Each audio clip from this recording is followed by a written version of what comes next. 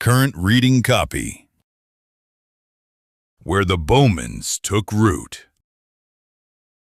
A historical narrative of the Bowman family. Chapters 1 to 7.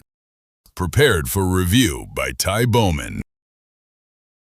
Reader note: this is a working reading copy of the first 7 chapters of Where the Bowmans Took Root. It is written as a source-grounded historical family narrative. Real names, real relationships, real records, and real family memory form the backbone of the story.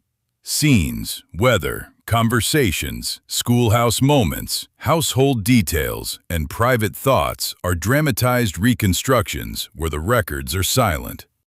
The purpose of this draft is to test flow, tone, pacing, and emotional direction before the remaining chapters are completed. The source notes at the end of each chapter identify the family records and memories that support the chapter's factual spine. Chapter 1. The wagon could not hold everything. The wagon could not hold everything. That was the first hard truth of leaving.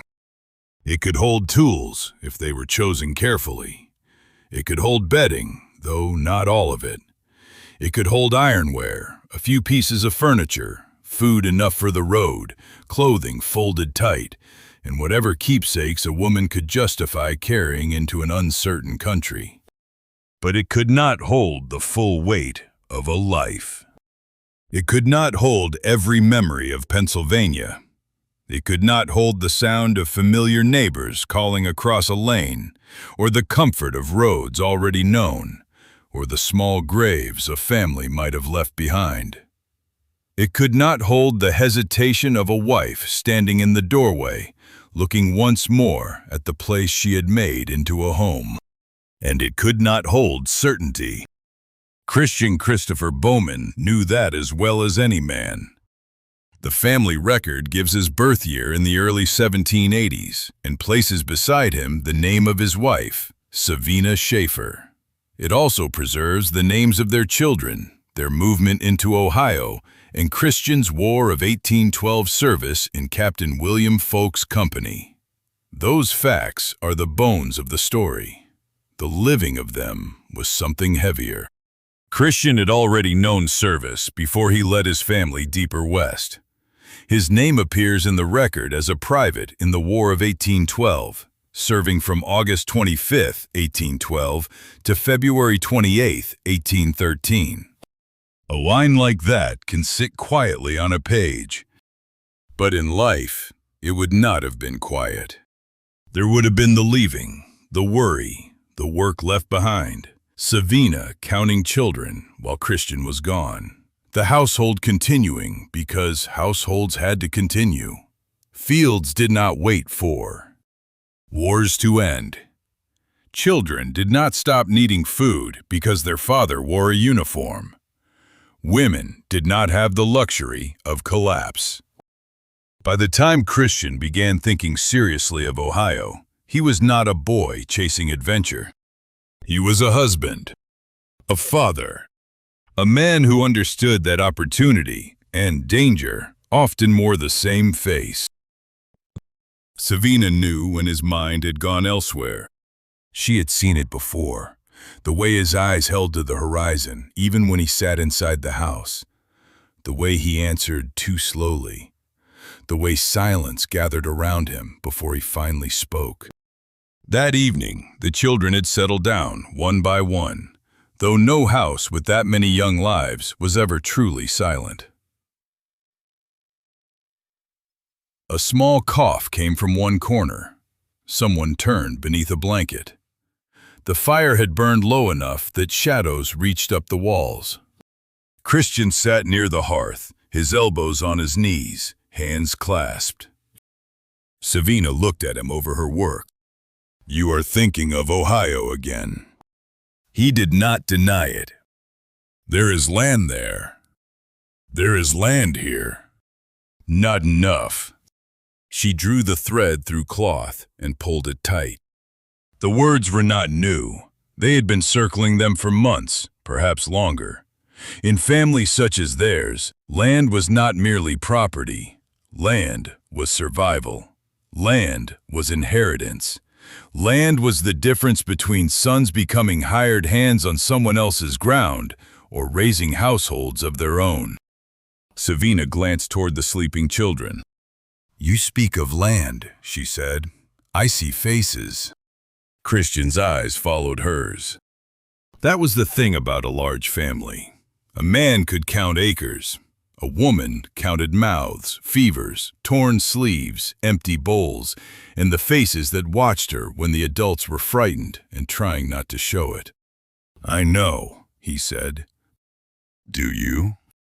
The question held no cruelty, only weariness. Christian leaned back, the chair giving a slight wooden complaint beneath him. "If we stay, what do I give them?" "A home. For now." "For now is not nothing." "No," he said, "but it may not be enough." The fire snapped softly. Outside, Pennsylvania lay under darkness, familiar, settled, known, yet tightening around families whose children were growing and whose futures needed room. Ohio had already called many westward. It called with timber, risk, mud roads, fever, hard winters, and the promise of land that could be made into something if a family had strength enough to endure the making.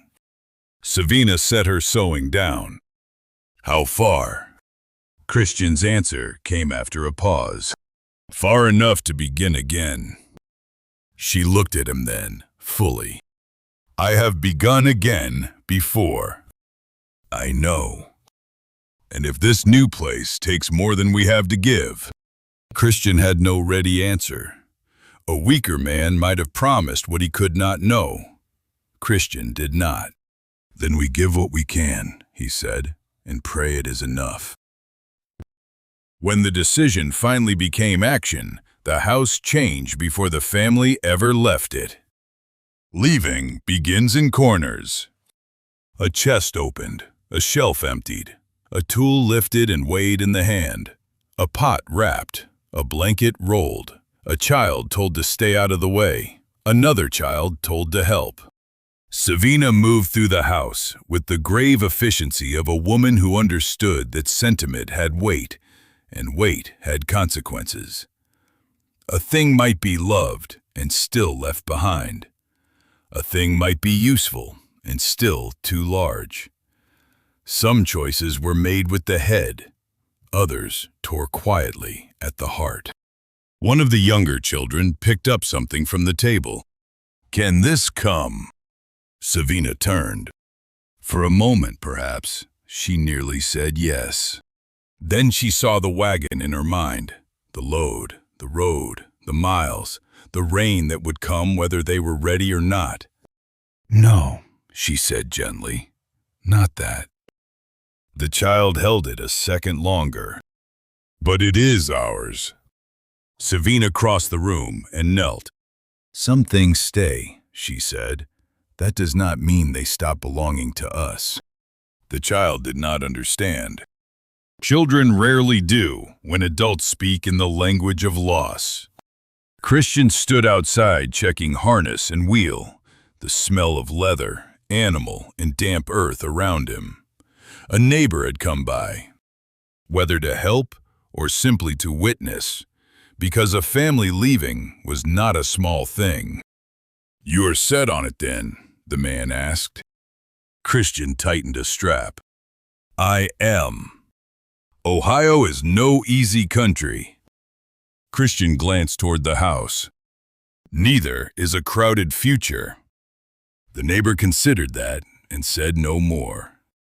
There are arguments men do not continue because they already know the answer. When Savina came to the doorway, she stopped. No record tells us whether she cried. No record gives us her expression. History often preserves the movements of men and the names of children, but women's grief can pass through the world unrecorded unless someone loves them enough to remember. Still, one may imagine the pause. Behind her was the home she had made. Ahead was a road that would ask everything of her. Christian saw her standing there. "We can stay," he said. It was not truly an offer. Or perhaps it was. Sometimes love gives a person one last chance to speak the fear aloud. Savina looked past him to the wagon, then to the children, then to the road. "No," she said. "If we're going, we go." And with that, the old life ended. Not all at once. Not with drama, but with the sound of wheels beginning to turn. The road west did not announce itself as destiny. To the children, it was discomfort, hunger, mud, strange sleeping places, adults speaking in low voices, the ache of too much walking, the boredom of hours, the fear of not knowing when the journey would end. To Christian, it was calculation. How far before dark? How the animals were holding? Whether the weather would turn? Whether a wheel needed attention? Whether the food would last? Whether one of the children was growing feverish? Whether the choice he had made would prove wise or unforgivable? To Savina, it was all of that and more. She watched the children. She watched Christian. She watched the road behind them disappear. At some point, one of the children asked what children have asked on every long road since the beginning of families. "Are we almost there?" Christian did not answer quickly. Perhaps because he did not know. Perhaps because the truest answer was too large for a child. Finally, he said, "We are closer than we were." The child frowned. "That is not almost." "No," Christian said, "but it is something." And on the road west, something was often enough. A mile gained. A crossing made. A storm survived. A child's fever broken. A wheel repaired. An evening fire lit before darkness took the trees. These were the small victories by which families moved across a country. Ohio waited without softness. The land did not care that the Bowmans were tired when they reached it. It did not care that Savina had already given more than anyone had written down. It did not care that Christian had served his country, raised children, and risked all he had on the promise of better ground. The land asked the same thing of everyone. Work. Trees had to fall, brush had to burn, fences had to rise, soil had to be broken, animals had to be kept alive. Children had to learn quickly that a family survived only when everyone became useful. The family record would later show the Bowmans tied to Ohio, to Lafayette Township, to Waltz Cemetery, to children and descendants whose names would spread across generations. But before any of that could be known, there was only the beginning again. A house not yet finished. Fields not yet cleared. A mother looking at the stores and wondering if they would last. A father stepping out before daylight because worry was easier to bear while working. One cold morning, Christian found one of the boys near the woodpile, trying to lift a piece too large for him. "Leave that," Christian said. The boy froze. Christian came over, took the heavy piece, and set it aside. "Not that one. I can carry it." "No," Christian said. "You can want to. That is different." The boy looked down, embarrassed. Christian pointed to smaller cuts. "Carry those." The boy obeyed. Then Christian added, softer, "A man grows into the weight. He does not begin with it." The boy carried the wood inside. Savina took it from him and gave Christian a glance that said she had heard. No sermon was needed. The child had learned something. So had the family. They would grow into the weight. Nombre note. This chapter is built from Bowman family genealogy records, identifying Christian Christopher Bowman, Savina Schaefer, their children, Christian's War of 1812 service, and the family's Ohio settlement. Dialogue and private scenes are dramatized reconstructions written to fit the documented facts and historical setting. Chapter 2. The ground that answered back. Ohio did not welcome the Bowmans. It received them. There is a difference. A welcoming land gives itself easily. It opens beneath the plow, warms beneath the sun, and feeds a family before hunger begins asking questions. The Ohio country into which Christian Christopher Bowman brought his family was not that kind of place. It was timber and mud, weather and waiting, roots hidden beneath soil, stumps that resisted every blade, and winter always closer than a family wished. The land did not care what Christian had risked to reach it. It did not care that Savina had packed a life into a wagon and left part of herself behind in Pennsylvania. It did not care how many children they had, how much food remained, how tired the animals were, or how much hope had been spent just getting there. The land answered only to labor. And so the Bowmans labored. The family records place Christian Christopher Bowman and Savina Schaefer Bowman in the line that moved from Pennsylvania into Ohio, with their lives eventually tied to Lafayette Township in Medina County. The record preserves Christian's early life, Savina's life, their children, Christian's War of 1812 service, and their burials in Walt's Cemetery. But those facts sit quietly because paper has no weather in it. The life behind them had weather everywhere. At first, everything needed doing. That is the nature of beginning again. There was no such thing as a finished day, only a day that had finally grown too dark to continue.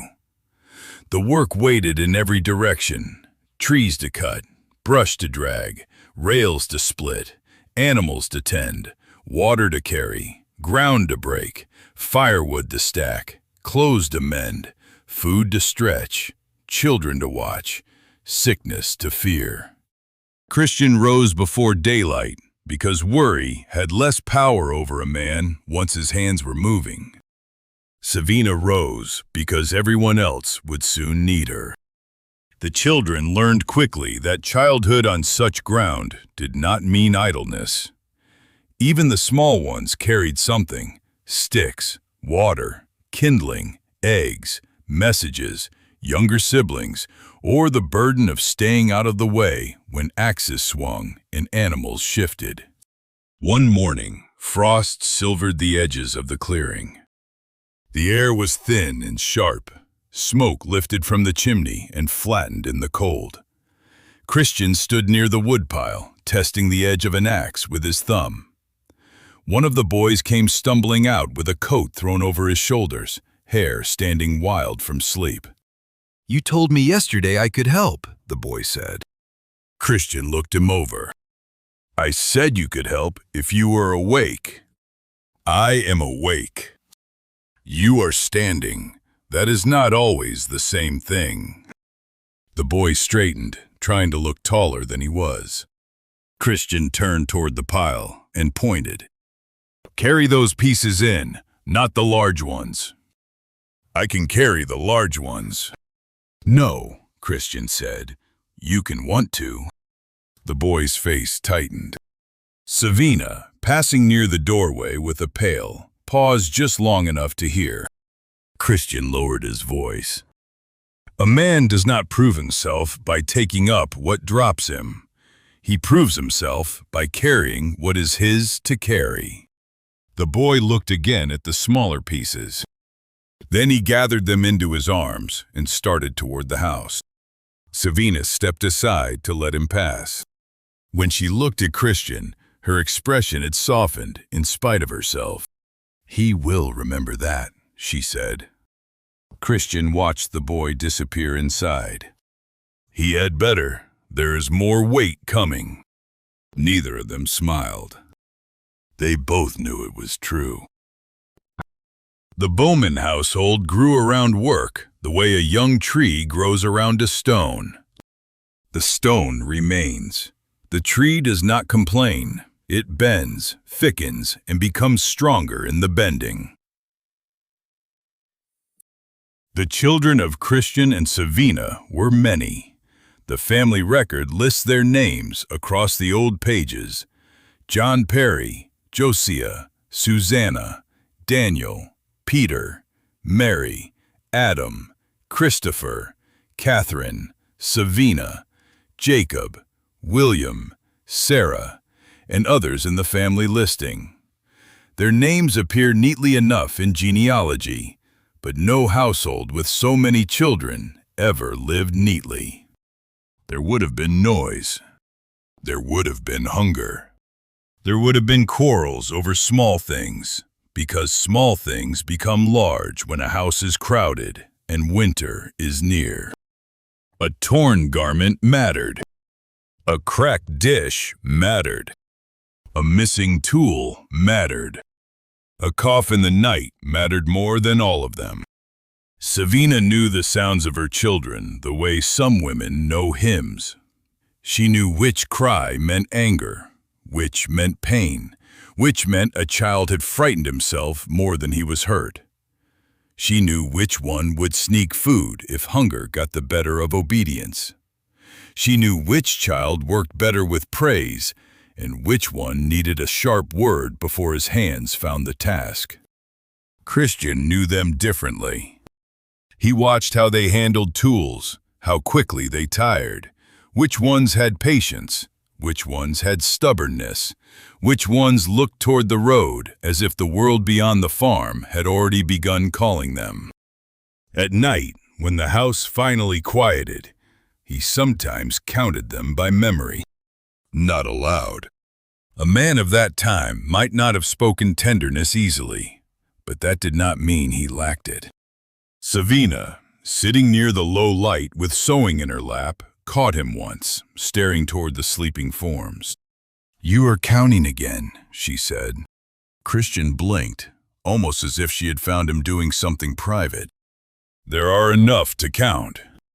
There are enough to worry over." He rubbed one hand over his face. "Aye." She returned to her stitching.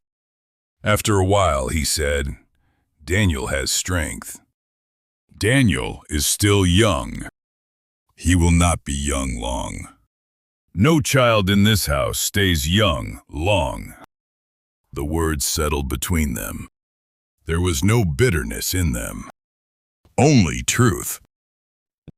The family did not enter Ohio as people detached from history. History had already touched them. Christian's War of 1812 service belonged to the early years of the Republic, when the young nation was still uncertain of itself, and men were called from homes and farms to serve. The genealogy records him as a private in Captain William Folk's company from August 25, 1812, to February 28, 1813. That service did not make Christian famous. Most service does not. It made him one of the countless men whose names survive only because someone wrote them down and someone else cared enough to preserve the page. But for his household, it would have meant absence, concern, and the hard fact that one man's duty often became one woman's added labor. One evening in Ohio, years after that service had ended, one of the children found an old piece of military memory, perhaps not a formal relic, perhaps only something tied to the story of his father's time away. "Were you afraid?" the child asked. Christian looked up from the harness he was mending. Savina stopped what she was doing. Children had a way of asking what adults avoided. "Afraid of what?" Christian said. The war. Christian pulled the leather through his hands. A man who says he was never afraid is either lying or foolish. The child considered this. Were you foolish? Savina covered her mouth, but not quickly enough to hide the smallest smile. Christian looked at her first, then at the child. Not every day.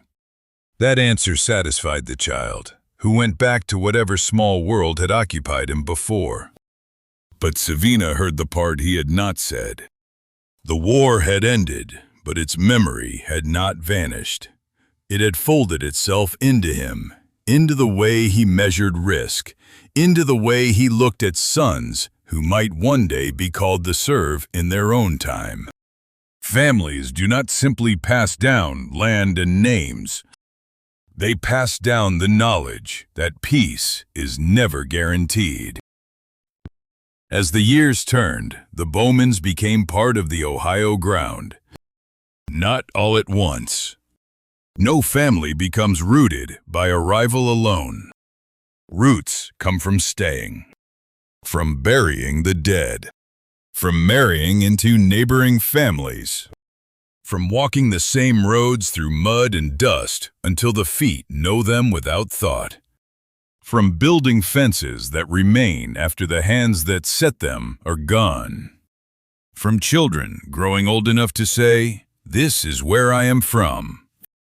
The first years would have been measured by survival, later years by improvement, a larger field, a better fence, a more reliable harvest, a roof repaired before winter, a daughter married, a son working his own patch of land, another child born, another grave dug. Christian became older in that place. Savina did too. The great labor of their lives was not merely that they had moved west. Many families did that. Their deeper labor was that they had held together after moving, that they had given their children not ease, but a beginning. The older children began to carry their own futures. Among them was Daniel. Daniel Bowman had been born in 1817, while the family story was still close to its Pennsylvania roots. He would become one of the children through whom this branch of the Bowman line continued. In time, he would marry Caroline Ross and raise a large family of his own in Medina County, including a son named Levi. But before Daniel became a husband, father, farmer, or the father of Levi Bowman, he was a boy inside Christian and Savina's household. A boy who watched. A boy who learned the weight of tools. A boy who saw his father make decisions and his mother carry burdens no record would name.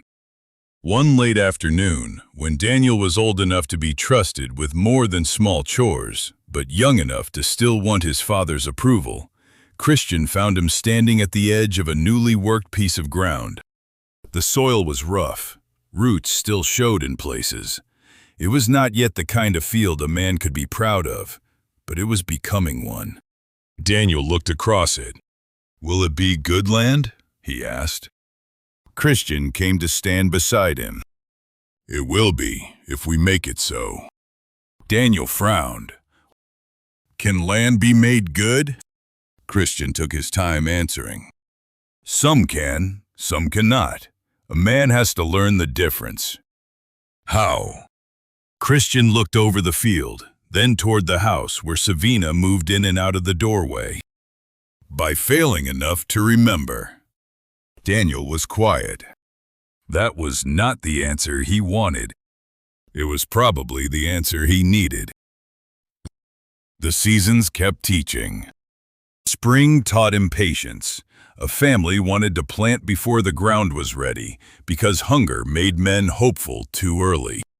Summer taught endurance. Heat, insects, long days, animals, weeds, and the constant fear that a storm could undo what a month had built. Autumn taught urgency. Everything that could be gathered had to be gathered. Everything that could be preserved had to be preserved. A lazy autumn became a hungry winter. Winter taught humility. No matter how strong a family was, winter could make them small. Snow changed the shape of the land. Cold found cracks in the house and weaknesses in the body. Animals needed feed. Children needed warmth. Firewood vanished faster than expected. A woman looked at her stores and silently recalculated meals. A man stepped into the dark to tend livestock and hope no sickness waited in the barn. One winter night, wind pressed against the house as if trying to enter. The children were packed close. The fire had burned down, but Christian hesitated to add too much wood at once. Winter was long, and every stick had to be thought of twice. Savina noticed. "We have more outside," she said. "We have some outside." She looked at him. "The little ones are cold." Christian stood without answering and took up his coat. Savina's face softened. "I did not mean now. I know."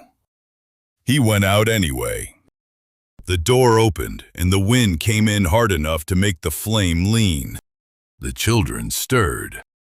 Savina pulled a blanket higher around the youngest and listened to Christian's steps fade toward the woodpile. Such moments do not make their way into genealogy, but they are the hidden history beneath every surviving name. By the time Christian and Savina reached old age, the United States had become a different country from the one into which Christian had been born. New states had joined the Union. Roads had lengthened. Towns had grown. Ohio had changed from frontier to settled ground. Children who once clung to wagon sides had households of their own. Grandchildren carried the noise of another generation into the family circle. But age does not ask permission. Nor does grief. In 1863, the nation was at war with itself. The Civil War had taken hold of the country with a violence that reached even those far from the battlefields. Ohio families read newspapers with dread, watched sons and neighbors leave, and waited for letters that might or might not come. That summer, Gettysburg had shaken the nation. By September, the war had not ended. No one yet knew how much more blood would be required. In Lafayette Township, Christian and Savina were near the end of their own war, the long private war against time. Christian died on September 4th, 1863. Savina died on September 15th, 1863. 11 days apart. The family record places them both in Walt Cemetery in Medina County, Ohio. No record gives us the room. No record gives us the weather. No record gives us the voices of the children gathering, the footsteps of neighbors, the prayers spoken, or the silence after the second death. Yet the closeness of the dates tells its own story. After so many years together, after Pennsylvania, after Ohio, after children, war, work, fields, winter, sickness, and age, Christian and Savina left this world almost together. One can imagine Daniel standing outside after the second funeral, no longer young, the responsibilities of his own life already heavy upon him. A relative may have said, "It is hard, both so close." Daniel might have looked toward the cemetery ground, then toward the land his parents had helped claim. "They came together," he said. "Near enough, they went together." The words would not have made the loss smaller, but perhaps they made it bearable. Walt Cemetery held their names, but not all of them. No cemetery can hold all of a person. It can hold dates. It can hold stone. It can hold the place where descendants return to stand and wonder whether they are anything like the people beneath their feet. But Christian and Savina were also held elsewhere. In Daniel, in the children, in the farms, in the Mings that followed, in the stories told imperfectly and then written down generations later, in the very fact that someone cared enough to preserve them. That is how families survive death. Not by escaping it, by refusing to let it have the last word. The Bowmans story did not end in September of 1863. It changed hands, and in the hands of Daniel Bowman, the work continued. Nombre note. This chapter is based on Bowman genealogy pages identifying Christian Christopher Bowman, Savina Schaefer Bowman, their children, Christian's War of 1812 service, and their deaths and burials in Waltz Cemetery. Daniel Bowman's role as the child through whom this branch continues is based on the Daniel Bowman family file. Chapter 3. Daniel takes the ground. Daniel Bowman was born into a family that knew how to begin again. That may have been his first inheritance. Not money, not ease, not a finished world waiting for him. Those things rarely came to children of frontier-minded farm families. What Daniel inherited first was movement, labor, and the stubborn belief that a family could take difficult ground and make a life from it. The records name him plainly, Daniel Bowman, born November 16, 1817, in Cumberland County, Pennsylvania, son of Christian Christopher Bowman and Savina Schaefer Bowman. They also name the woman who would stand beside him for the long stretch of his own life, Caroline Ross, born in Vermont on April 28, 1825. Together, Daniel and Caroline would raise a large household whose children carried the Bowman name deeper into Ohio and beyond. But a record can only say that a man was born. It cannot tell us what he first saw. Perhaps Daniel's earliest memories were of a mother's hands, a father's boots near the door, the smell of damp wool drying near a fire, and older voices talking about land, crops, sickness, weather, and roads. Perhaps he remembered Pennsylvania only in fragments, a doorway, a field, a wagon, the sharpness of leaving. Or perhaps Ohio became his first true memory, the place where childhood turned into work before he had words to question it. Children on farms did not wait long to become useful. Daniel would have learned that before he learned much else. A boy did not need to be full-grown to carry wood. He did not need to be tall to gather kindling, fetch water, hold a tool, watch a younger child, or stand quiet when grown men were working with animals. On farms like the Bowmans, childhood was not absent, but it lived between chores. It appeared in stolen moments, a race to the creek, a snowball, thrown behind the barn, a mouthful of berries before they reached the pail, a laugh quickly swallowed when a father turned around. Daniel grew in that kind of world, a world where land answered only to effort. A world where winter could expose every weakness. A world where mothers carried more than anyone wrote down. A world where boys became men because the family needed them to. By the time Daniel was old enough to understand the Ohio ground beneath his feet, Christian and Savina had already paid the first heavy price of settlement. The trees had been cut back. Fields had been opened. A household had been held together. The children had grown up inside the labor of the place. Daniel knew his father's ways. Christian did not waste words when work would do. He could stand at the edge of a field and see not only what it was, but what it might become after another year of sweat, another season of cutting and burning, another winter survived. Daniel learned to see that too. One summer afternoon, when the sun stood high and cruel above Lafayette Township, Daniel worked beside his father near a field edge where roots still clung to the soil like old arguments. The air was thick enough to chew. Flies gathered at the horses. Sweat ran down Daniel's back beneath his shirt. Every breath tasted of dust and heat. Somewhere beyond the field, water moved over stones in the creek, making the sort of sound that could distract a boy from almost any duty.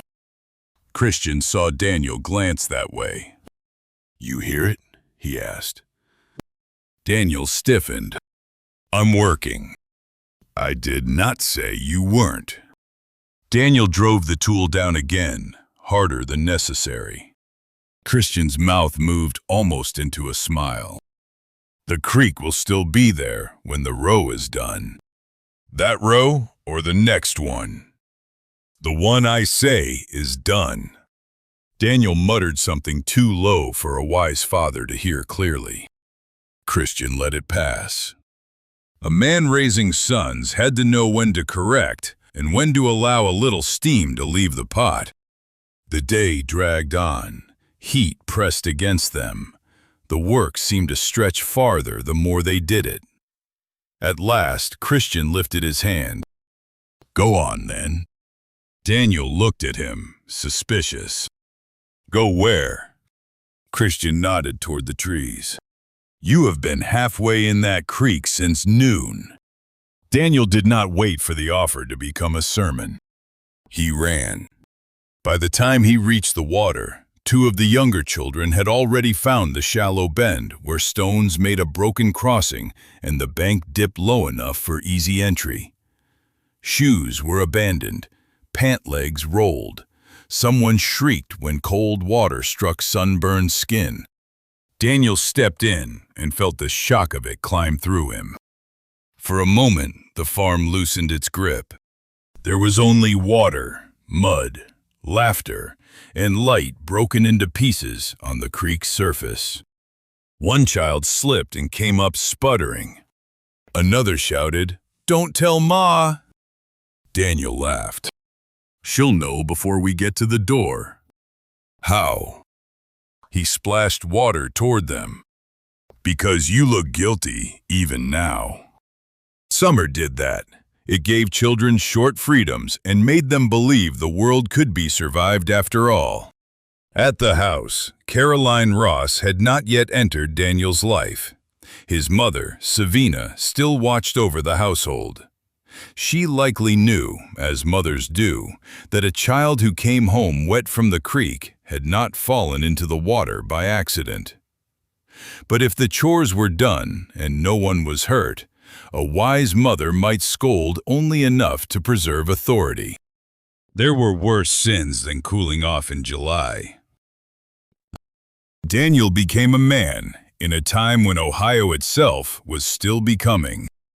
By the 1840s, the frontier was no longer what it had been, but it was not yet the easy, settled country later generations might imagine. Roads could still turn miserable. Work was still physical in nearly every part of life. A household survival still depended on weather, health, animals, crops, neighbors, and the ability to keep going when any one of those failed. Then came Caroline Ross. The family record preserves her name beside Daniel's. Caroline Ross Bowman, daughter of Daniel Ross and Susanna Whitman. The records place Daniel and Caroline's marriage in Medina County, Ohio, though the exact year should be checked against the original marriage record because the family pages and marriage image need careful comparison. But whatever the ink says, the life began in the ordinary way such lives begin. Not with history noticing, with a household forming, with two people learning the weight of each other's habits, with food to prepare, tools to maintain, fields to work, children to come, and seasons turning, whether they were ready or not. One may imagine Caroline entering the Bowman world with clear eyes. She was young, But young women in that time were not fragile in the way later generations sometimes pretend. They knew work. They knew sickness. They knew that marriage was not a romance separate from labor. It was labor joined. The first winter after a marriage tells a couple many things. How a man handles worry. How a woman handles scarcity. Whether silence in a house is peace or anger. Whether two people can be tired without becoming cruel. The wind would have found the cracks. Snow would have gathered along the edges of the door. Daniel would have gone out before daylight to tend animals or bring wood. Caroline would have risen in the dimness, built up the fire, and begun whatever needed beginning before the rest of the household stirred. On one such morning, Daniel came in with snow on his shoulders and his face reddened raw. Caroline looked up from the stove. "You look frozen through." "Only halfway." That is not comforting. It was not meant to be. She handed him coffee or whatever warm drink the household could manage that morning. He wrapped both hands around it. "Storm's worse than it sounded from inside." Caroline glanced toward the window, though there was little to see but gray-white movement. "The animals?" "Settled. For now." "For now," she repeated. Farm life was full of those words. For now, the animals were settled. For now, there was enough wood. For now, the children were well. For now, the roof held. For now, the road was passable. For now, the grief had not come. A family learned to live inside for now, because certainty was a luxury few could afford. Daniel took a drink and closed his eyes for half a breath. Caroline saw the fatigue in him. "You should sit." "I am sitting." "You are standing in the middle of the room holding a cup." Daniel looked down as though surprised to find himself upright. Then he sat. That may have been how love looked in their house at times. Not grand speeches, not written declarations, but a woman noticing a man was colder and more tired than he wanted to admit, and a man accepting warmth without having to ask. Children came. Then more children. The record lists them one after another. Levi, Mary, John, Jayette, George William, Ruby, Hannah, Josiah, Walter Daniel, Alice, Charles Augustus, Caroline Felina, Adelia, and Orson. Some lived long lives, some died young. Their names turned Daniel and Caroline's marriage from an entry in a book into a crowded, breathing household. 14 children. No reader should pass over that too quickly. 14 children meant 14 births, 14 sets of worry, 14 bodies to feed, 14 souls to guide, 14 futures that could not all be held in one mother's hands, no matter how strong she was. It meant laundry without end. It meant shoes passed down until they barely deserved the name. It meant older children carrying younger ones. It meant quarrels, noise, sickness, laughter, and the constant arithmetic of food. It meant that Caroline's day began before anyone thanked her and ended after everyone had already taken her work for granted. One autumn evening, the house smelled of apples, smoke, and damp wool. Rain had moved through earlier, leaving mud by the door and children restless inside. Caroline stood at the table, sleeves pushed up, working dough with tired hands. A small child tugged at her skirt. "Ma, not now." The tug came again. "Ma." Caroline looked down. The child's face was solemn. "He took mine." From across the room came a defensive voice. "I did not." "You did. It was already there." Caroline closed her eyes. Daniel, sitting near the stove with a tool in his lap, did not look up quickly enough. Caroline turned toward him. "Daniel." He lifted his head. "I heard. And I was hoping it would solve itself. In this house?" That made one of the older children laugh, which made another laugh, which made the accused child smile, which ruined his claim of innocence entirely. Daniel stood. "Give it back." "But give it back." The item, whatever treasure had caused the dispute, was returned with great injury of spirit. Caroline went back to the dough. Daniel sat down again. After a moment, she said quietly enough that only he could hear, 14 children, Daniel." He looked around the room. "Not all in this room at once. That is your comfort? It is the only one I found." This time, Caroline's mouth betrayed her. She smiled. A crowded house could break a person if there was no laughter in it. Christmas came even to houses where money was scarce, especially to those houses. For farm families, Christmas was not made by abundance alone. It was made by interruption. Work did not disappear, but it changed shape for a day. Chores still had to be done. Animals still needed feed. Firewood still had to be carried. Babies still cried. Someone still spilled something. Someone still tracked snow across a floor that had just been swept. But Christmas asked a family to remember that life was more than survival. In Daniel and Caroline's house, the children would have sensed it before they could name it. There might have been extra baking if the year had allowed, apples saved back, a little sweetness, a special meat if Providence had been kind, handmade gifts, a repaired toy presented as if it were new, a hymn, a prayer, a candle or firelight catching faces that had known too much work for their years.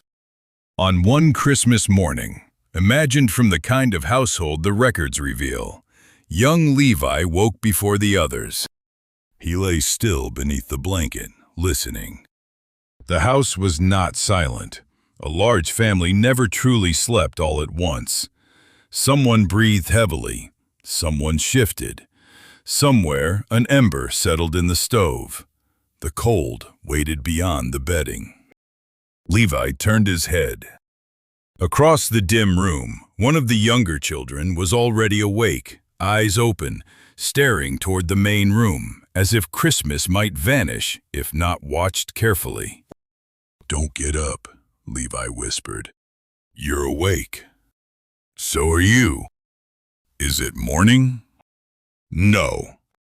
"How do you know?" "Because Pa's not moving." That was proof enough. When Daniel rose, the house rose with him. Not immediately, not gracefully, but in layers. A baby fussed. A girl told a younger brother to move his foot. Someone complained of cold. Someone else remembered what day it was and shouted too loudly. Caroline, already awake because mothers surrender sleep before anyone asks, tried to quiet them. "Hush, you'll wake the dead." One child asked, would they come for Christmas? For a moment, no one answered. Then Daniel, pulling on his boots, said, "If they could, I expect they would." That settled over the room like a small blessing. The dead were never far from families who buried children, parents, and neighbors into familiar ground. Christmas did not erase grief. It gave it a chair near the fire and asked it to sit quietly for a while. Later, when the meal was laid out, it may not have looked like much to anyone born into plenty, but to the children it was a feast because it was theirs. Caroline watched them eat and knew which child had taken too much, which had given up a portion without being asked, which was hiding something for later. Daniel watched too. "Enough?" Caroline asked him softly. He looked at the table, the children, the steam rising from food, the firelight on faces. "For today," he said. "And for Christmas, today was the point." The seasons turned over Daniel's household with relentless faithfulness. Spring mud swallowed boots and wagon wheels. Summer heat drove the children toward water and shade. Autumn filled the house with urgency. Winter made the family draw inward around fire, food, and endurance. The census records placed Daniel and Caroline in Lafayette Township, Medina County, Ohio, through the middle decades of the 19th century, showing the household changing as children were born, grew, and moved through the family story. Those census lines do not show the creek. They do not show the first green of spring. They do not show Caroline's hands. They do not show Daniel walking fence after a storm, muttering over a broken rail while a son trailed behind carrying tools. They do not show the smell of wet earth after July rain. They do not show children lying in tall grass, looking up through summer clouds, dreaming of a world larger than Lafayette Township. But the people on those census pages lived all of that. They lived in bodies, not charts. And bodies remember heat, cold, hunger, fear, and joy. One August afternoon, the children were sent to gather what needed gathering and return without foolishness.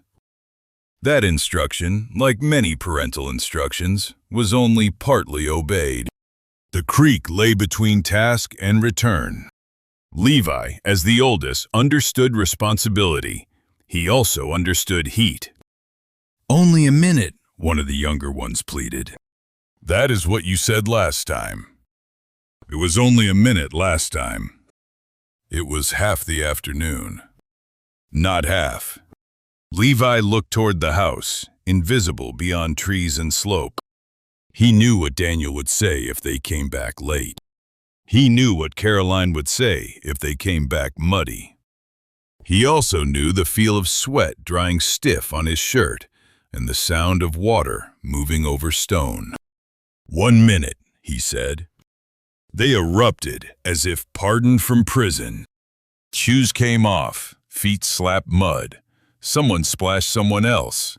Someone claimed to see a fish larger than any fish that had ever lived in that creek. A younger child slipped and came up shocked, then laughing. Levi stood at the edge a moment longer, trying to remain older. Then he stepped in too. Responsibility could wait 60 seconds. Boyhood could not. By the time they returned, their clothes told the truth, even if their mouths did not. Caroline looked them over. Levi tried to stand in front of the worst offender. She noticed. Of course she noticed. "Was the creek necessary?" she asked. No one answered.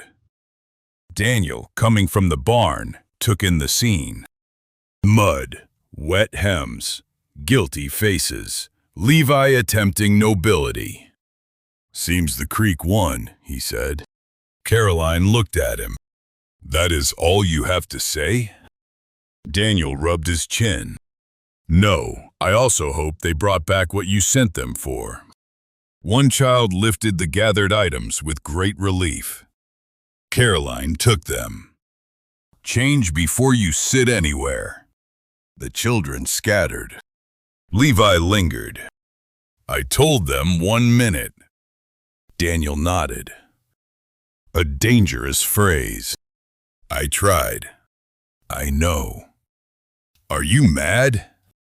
Daniel looked toward the creek, then toward the field, then at the boy who would one day become a man with stories of his own. "No," he said, "but next time, come back cleaner or lie better." Levi stared at him. Daniel's face remained firm, but his eyes had given him away. Levi grinned before he could stop himself.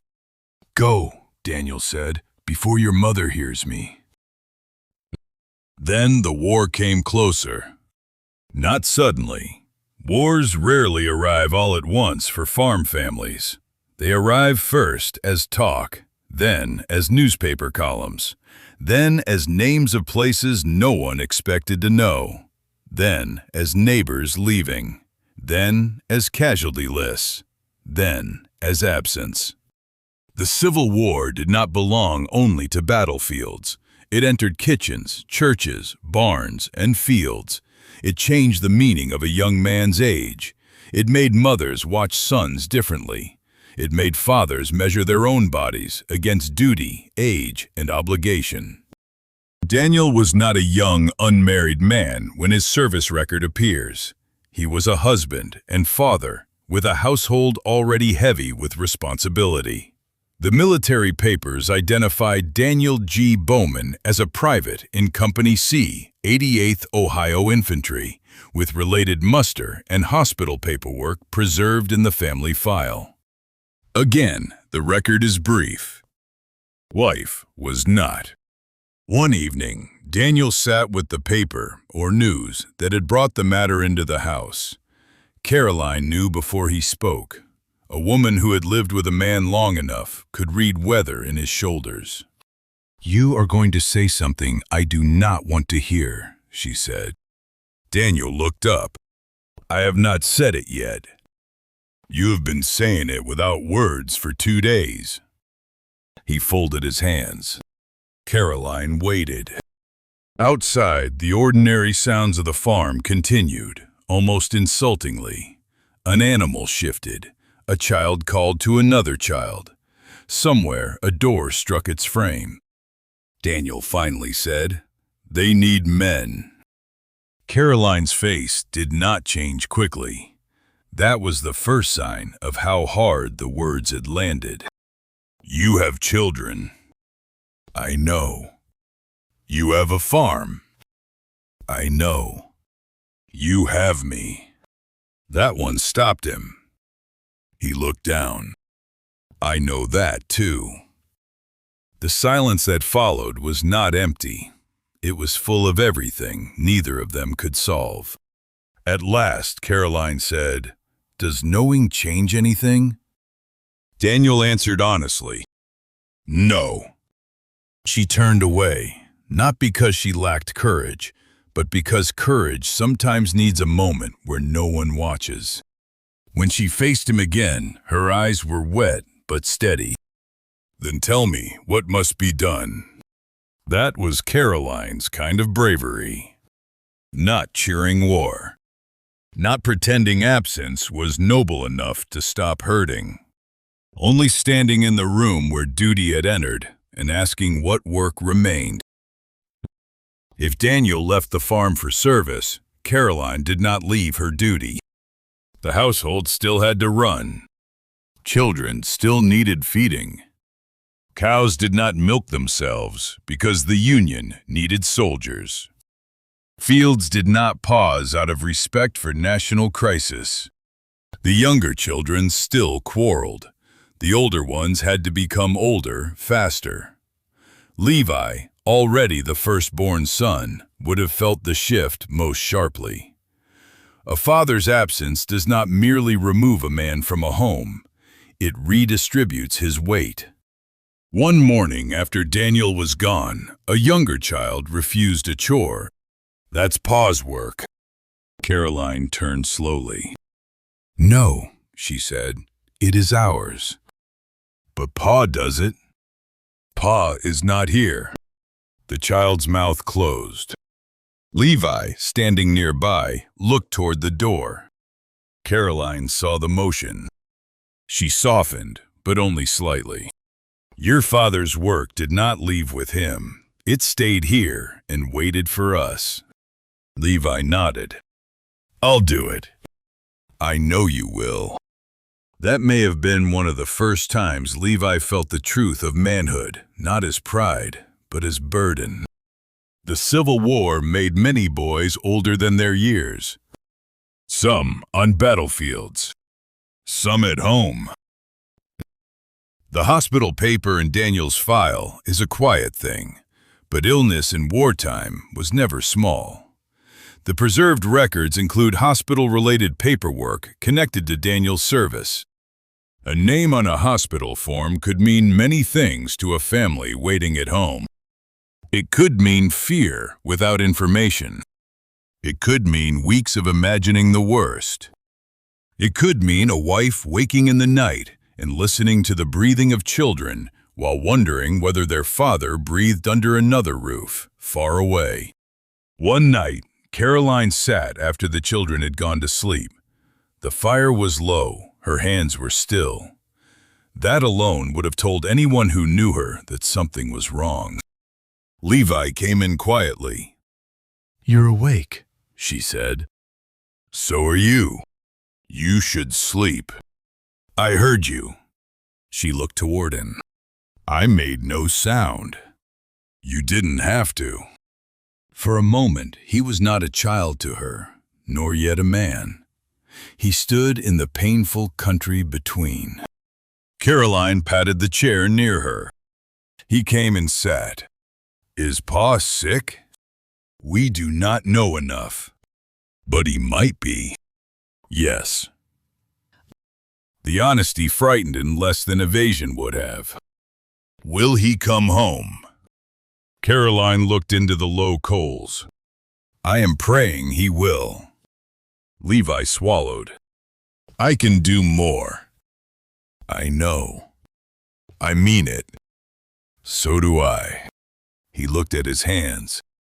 They're not as strong as his. No, Caroline said. They're yours. That is what we have. Outside, the winter wind moved around the house. Inside, a boy grew older. Daniel did come back into the family story. The records continue past the war. The household remains. The children's names carry forward. Levi, Daniel, and Caroline's first child steps more fully into view as the next major figure in the Bowman line. The Daniel file specifically introduces Levi Bowman as the first child of Daniel and Caroline, then preserves a separate section for Levi's life. But return did not mean nothing had changed. No man came back from war or wartime service exactly as he had gone. Even if he had not seen the worst of battle, he had lived under the shadow of it. He had been separated from home. He had known sickness, discipline, uncertainty, and the fragility of a body that a farm had once made him believe was reliable. When Daniel stepped again onto his own ground, the farm may have looked familiar and strange at once. A gate repaired differently than he would have done it. A tool moved. A son standing taller. A wife thinner from worry or work. Children shy for a moment because the father who had been absent had become larger in imagination than in the doorway. Caroline saw him first. Perhaps she did not run. Women of her world often carried emotion under discipline, but one may imagine her stopping with a dish in her hand, or a cloth, or a child beside her, and seeing him there. Daniel removed his hat, as if entering a church. Caroline set down what she held. Neither spoke at first. Then one of the younger children cried, "Pa!" That broke whatever fragile wall stood between absence and return. The house moved. Children came, questions came, hands reached. Someone laughed, someone cried. Someone was frightened by his changed appearance. Someone clung to his leg as if he might disappear again. Levi stood back, old enough to understand more. Daniel saw him. You kept things going? Daniel asked. Levi tried to answer like a man. Yes, sir. Caroline looked at Daniel. He did. Daniel held his son's gaze. Then I thank you. Those words mattered. Levi felt them land. A father's thanks could become part of a son's spine. Life resumed, but not by going backward. That is one of the hard truths families learn. After war, after sickness, after grief, after absence, a household does not return to what it was. It becomes something else and calls that survival. The farm still needed Daniel. It also needed Levi. It needed Caroline more than anyone said. The younger children grew. The older ones began to look outward, toward marriages, land, work, and lives of their own.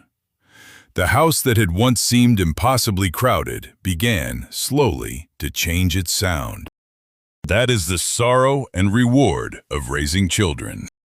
A full house is exhausting. And emptying one is not always easier. Daniel aged into the ground. Caroline aged into the household and the memory of every child who had ever needed her. Levi watched them both. From Daniel, he learned labor, duty, and the quiet pressure of being a firstborn son. From Caroline, he learned endurance of another kind, the kind that kept a family whole when men left, children grew ill, food ran low, or worry came in the night. He would need both. Because Levi Bowman's life would carry the family story into another chapter, one of war memory, potato fields, railroad shipping, the longhouse, letters, old age, and the strange honor of becoming one of the family's remembered men. For now, he was still Daniel's son, still Caroline's child, still a boy who knew the creek in summer, the barn in winter, the smell of Christmas food, the ache of chores, and the sound of his father's voice saying thank you. And sometimes, that is how a family's future begins. Not with a grand announcement, with a child watching, with a field waiting, with a mother holding the house together, with a father coming home, with the ground answering back. Nombre note. This chapter is based on the Daniel Bowman family file, which identifies Daniel Bowman, Caroline Ross Bowman, their parents, children, census records in Lafayette Township, Daniel's Civil War service papers, and the introduction of Levi Bowman as the first child of Daniel and Caroline. Seasonal scenes, school-adjacent child life, Christmas, household conversations, and private moments are dramatized reconstructions. Chapter 4. When Levi put on blue. Levi Bowman was born into a house already full of work. That was nothing unusual. Many boys of his time entered the world that way. Not into quiet nurseries or long seasons of being indulged, but into households where a child's arrival was both joy and added responsibility. There were mouths to feed before him and mouths to feed after him. There was a mother whose arms were never empty for long. There was a father whose days belonged to ground, animals, weather, tools, and the hard arithmetic of keeping a farm alive. But Levi was not merely one of Daniel and Caroline Bowman's children. He was the first. The record names him clearly, Levi Bowman, born August 31st, 1843, in Lafayette, Medina County, Ohio, the oldest child of Daniel Bowman and Caroline Ross Bowman. The first child enters a family differently than those who follow. Parents are still learning themselves when the first one comes. Every cry is new. Every fever is terrifying. Every step forward feels like proof that maybe, just maybe, they can do this. Then, as more children arrive, the firstborn becomes something else. Helper, watcher, messenger, example, sometimes shield. Levi grew into that place. He learned early that his mother's voice changed depending on whether she needed comfort, obedience, speed, or silence. He learned that his father's pauses mattered as much as his words. He learned which tools he could touch and which ones would earn him a sharp correction. He learned to read the sky, the animals, the creek, the barn door, and the mood of a household crowded with younger children. There were days when he probably wished he had been born farther down the line. A third son could slip away more easily. A fifth might be forgotten for half an hour. The first was seen. Always. Levi. That one word could mean many things. Carry this. Watch him. Find your sister. Help your mother. Come here. Do it again. You know better. And because he was the first, he usually did. The boyhood Levi had was not empty of happiness. That would be a mistake to imagine. Hard lives were not loveless lives. Farm children knew laughter, adventure, foolishness, and the sort of freedom that appears when adults are too busy to watch every movement. The same fields that required work also gave hiding places. The same creek that marked boundaries gave relief. Barns were not only for labor, they were kingdoms of shadow, hay, dust, animals, and risk. Levi knew the barn sounds, the low breath of livestock, the stamp of a hoof, the scratch of mice in feed, the shift of hay overhead, the hollow thud of a loose board beneath a boy's foot. He knew the smell of summer dust and winter straw. He knew how cold iron felt in January and how a wooden handle could rub skin raw in July. He knew the particular silence that came before a storm and the particular shouting that came after a younger child had done something foolish near an animal. He knew school, too. Though school did not release him from the farm, it merely changed the kind of work expected of him. A one-room schoolhouse gathered children from scattered farms and gave them slates, recitations, arithmetic, spelling, and a stove that never seemed warm enough for the children sitting farthest away. Levi would have walked there, with chores already behind him and chores waiting after. In winter, the road could make a lesson out of endurance before the school day even began. One cold morning, the younger children complained from the road behind him. "My feet hurt." Levi did not turn around. "They are still attached." "I'm telling Ma." Correcting. "Ma sent you walking." At the schoolhouse, children crowded near the stove, cheeks red, fingers stiff, wet hems steaming. The teacher called names, and each child became, for a few hours, something other than farm labor.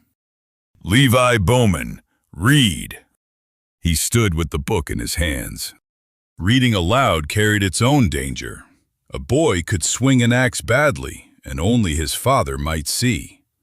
Stumble in school, and the whole room knew it. A younger boy whispered from the bench. Levi paused. The teacher's eyes moved toward the offender. "Is there a lesson you would rather teach?" "No, ma'am." Possessing. "Then let Mr. Bowman continue." "Mr. Bowman." Levi stood a little straighter. Outside, the farm waited. But inside that room, with the book open and his name spoken like he was already becoming a man, another kind of future briefly opened before him.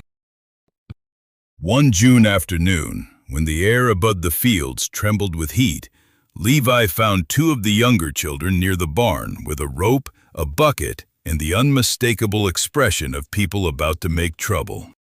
"What are you doing?" he asked. The smaller one hid the rope behind his back, which did not hide it at all. "Nothing." Levi looked at the bucket, then at the rope, then at the hayloft. "Nothing does not need a bucket." The older of the two lifted his chin. We were going to haul it up. For what? To see if we could. That answer had caused half the injuries of boyhood since the beginning of time. Levi stepped closer. Pa finds you dropping buckets from the loft. He'll have both of you cleaning stalls until Christmas. We weren't dropping it.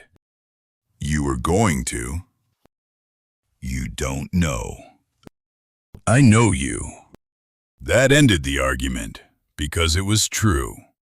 The younger child looked disappointed enough to make Levi feel like a jailer. He took the rope from him anyway. Go to the creek if Ma says you're done. Will you come? Levi glanced toward the house, then toward the field where work still waited. I have things to finish. You always have things. The words struck harder than the child knew. Levi looked down at the rope in his hand. Then he tossed it aside. Go on, he said, but stay out of the deep bend. There is no deep bend. There is if you fall wrong. The children ran.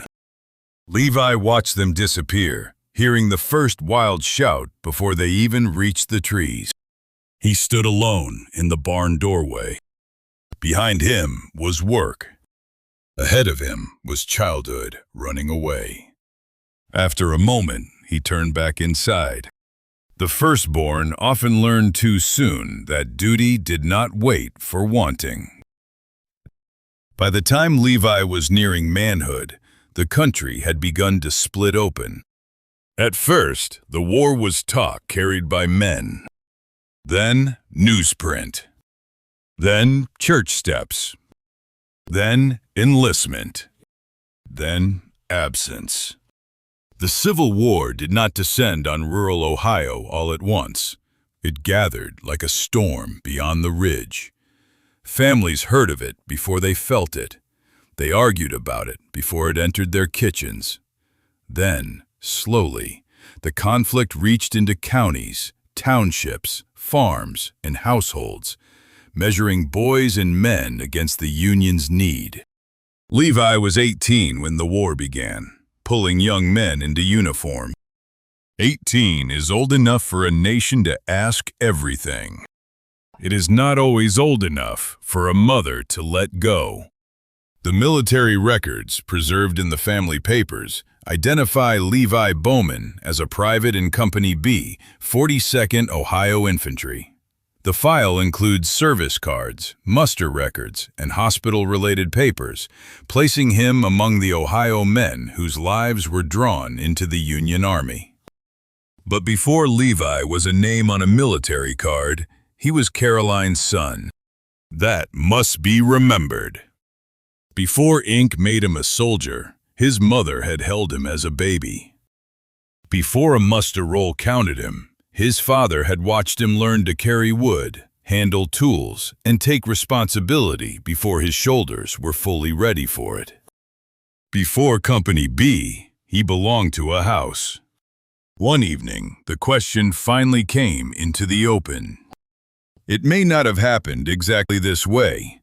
No record preserves the room or the words. But every household facing war had some version of that moment, when news stopped being public and became personal. Daniel had been outside longer than necessary. Caroline knew that kind of delay. Men sometimes lingered near barns and fences when they did not want to bring trouble indoors. Levi sat near the table, quiet in a way that made his younger siblings glance at him and then look away. Caroline set down what she was holding. "No," she said. Levi looked up. He had not yet spoken. Daniel entered behind her and closed the door. The room tightened. Levi swallowed. "Ma..." "No." Daniel took off his hat slowly. Caroline did not look at him. "You knew?" Daniel's answer came carefully. "I knew he was thinking." "Thinking," she repeated, as if the word had betrayed her. Levi stood. "I am not a child." That was the wrong thing to say, and all three of them knew it the moment it left him. To a mother, he was every age he had ever been. He was the baby, feverish in her arms, the toddler sleeping against her shoulder, the boy with muddy feet, the older son trying to stand like a man. Now he stood before her, asking permission for the war to have him. Caroline's voice lowered. "You are my child." Levi looked down. Daniel moved closer, but did not interrupt. There are moments when a father's authority must wait behind a mother's grief. After a long silence, Levi said, "They need men." Caroline's face changed then. Not softened. Changed. She had heard those words before. Daniel had carried the same burden into the house. The war had already laid claim to one part of her life. Now it reached for another. "I need men too," she said. No one answered. Outside, evening moved across the farm. A cow called from the barn. One of the younger children shifted in another room, sensing trouble but not understanding it. Levi finally raised his eyes. "I can't stay just because I'm needed here." Caroline's reply came quickly. "Yes, you can." Daniel looked toward his son. Levi did not back away. That, more than the words, told Daniel the boy had already crossed some inner line. "You understand what you are asking?" Daniel said. "I understand enough." "No," Daniel said. "You understand the part a boy can understand." Levi's jaw tightened. Daniel stepped closer. "War is not the stories men tell after they survive it.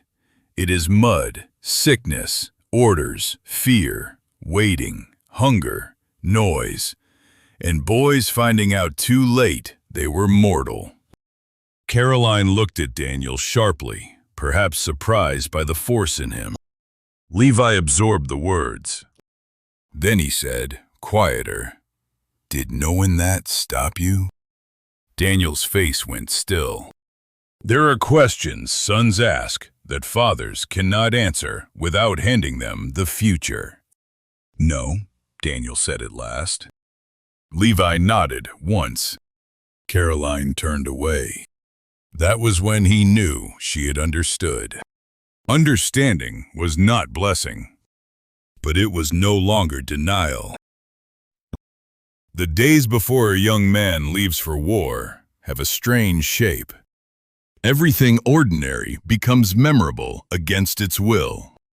The sound of a gate, the smell of breakfast, the scrape of a chair, a sister's laugh, a brother complaining over chores, a mother's hands folding something that has already been folded twice, a father speaking of practical matters, because practical matters are safer than love.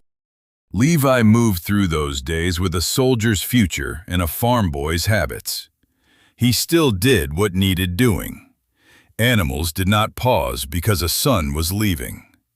Wood still had to be carried. Tools still had to be put away. A younger child still needed correcting. But the household watched him differently.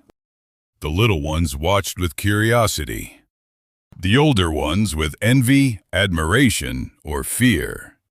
Caroline watched like a woman trying to memorize without being seen. The last night, snow may not have fallen, rain may not have come. The weather of that particular evening is not preserved. So let the scene hold itself in lamplight instead, because lamplight belonged to them all. Levi sat near the table while Caroline worked at a shirt. "You don't have to mend that," he said. She did not look up. "I know. It is good enough." Her needle passed through cloth. Good enough is what men say when women are expected to fix it later. He smiled, but only a little. She kept sewing. After a while, he said, "Ma?" The needle stopped. "I'll be careful." Caroline lowered the shirt into her lap. Do not insult me with promises you cannot keep. Levi looked ashamed. I know what you meant. Her voice was not unkind, but it had iron beneath it. She folded the shirt carefully. Be brave if you must. Be obedient if you must. But do not waste yourself trying to prove you are not afraid. Levi stared at her. She reached across the table and touched his hand. Come home with fear if that is what keeps you alive. No speech from any officer would ever matter more. The Union Army took boys from farms and taught them new forms of hardship. Levi had known labor, but military life had its own cruelties. A farm demanded endurance. The army demanded submission. On a farm, a man could at least understand the reason for most suffering: crops, weather, hunger, winter, animals, survival. In the army, suffering often came by order, delay, confusion, disease, or the decisions of men far beyond the reach of any private soldier. The records place Levi in Company B of the 42nd Ohio Infantry. A later newspaper article would remember him as a Civil War veteran and call him one of the boys in blue, noting that in old age he told stories of his years in the Union Army and recalled voting for Abraham Lincoln. But the old man in the article was not the one who first put on the uniform. The young Levi would have felt the wool, the stiffness, the strangeness of being dressed like others. He would have heard men joking too loudly, because jokes are a shield against fear. He would have seen farm boys, clerks, laborers, and sons of mothers all trying to become soldiers before danger tested whether the transformation had taken. At camp, there was always noise. Men coughing. Men arguing. Men singing. Men cursing over food. Men writing letters. Men pretending not to miss home. At night, when the camp settled unevenly, Levi may have found the hardest thing was not fear of battle, but the absence of familiar sounds. No home barn, no known animals, no Caroline moving through the house, no younger child murmuring in sleep, no Daniel's step outside the door. A man can be surrounded by an army and still feel alone. One night, another young soldier rolled onto his side nearby. You asleep, Bowman? No. Thought not. Levi stared upward into the dark. The other boy shifted. You miss home? Levi considered denying it, then decided war would have enough lies without adding useless ones. Yes. The boy breathed out. Me too. That was all. Sometimes confession needs no comfort beyond being shared. Sickness entered camps as easily as orders. The family file includes hospital muster papers connected with Levi's service, including records associated with Keokuk, Iowa. The documents are spare, but they remind us that disease and debility were as much a part of Civil War service as marching and battle. Hospital life was its own country. Rows of men. The smell of bodies, medicine, damp cloth, fear. Footsteps of attendants. Voices calling in sleep. Letters folded beneath pillows or kept close because paper from home could feel like proof a man still belonged somewhere. Levi, sick or weakened enough to appear in such records, would have known the humiliation of being unable to do what his body had once done easily. Farm boys trusted their strength. Illness taught them that strength could abandon a man without asking permission. A nurse or attendant may have found him awake when others slept. Can't rest? The man asked. Levi turned his head. Rest is all I've done. That's not how Fever sees it. I should be with my company. You should be where you can stay alive. Levi closed his eyes. The word alive carried more weight than the man likely intended. Alive meant home was still possible. Alive meant Caroline's fear had not yet come true. Alive meant Daniel's warning had not reached its worst conclusion. Alive meant he might someday stand again beside an Ohio field and complain about work as if work were a burden instead of a mercy.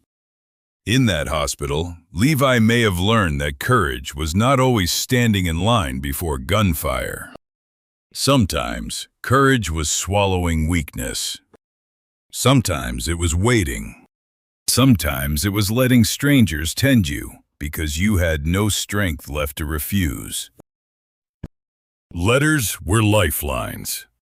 The family papers preserve later letters connected with Levi and his kin, written long after the war years, full of ordinary concerns, weather, health, family movements, and practical updates. Those later letters matter because they show what families tried to hold together across distance. News of who was well, who had been sick, who was expected home, what the weather was doing, whether roads were bad, whether boys were behaving, whether the household remained intact. The subjects may seem small until one remembers that small news is exactly what a person misses when removed from home. During the war, Levi would have longed for such things. Not only grand declarations, not only news of battles or politics.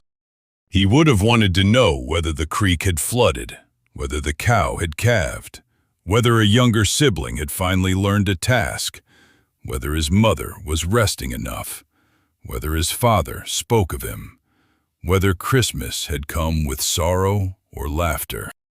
A letter from home could wound and heal in the same moment. One imagined letter from Caroline might have said little of fear and much of chores.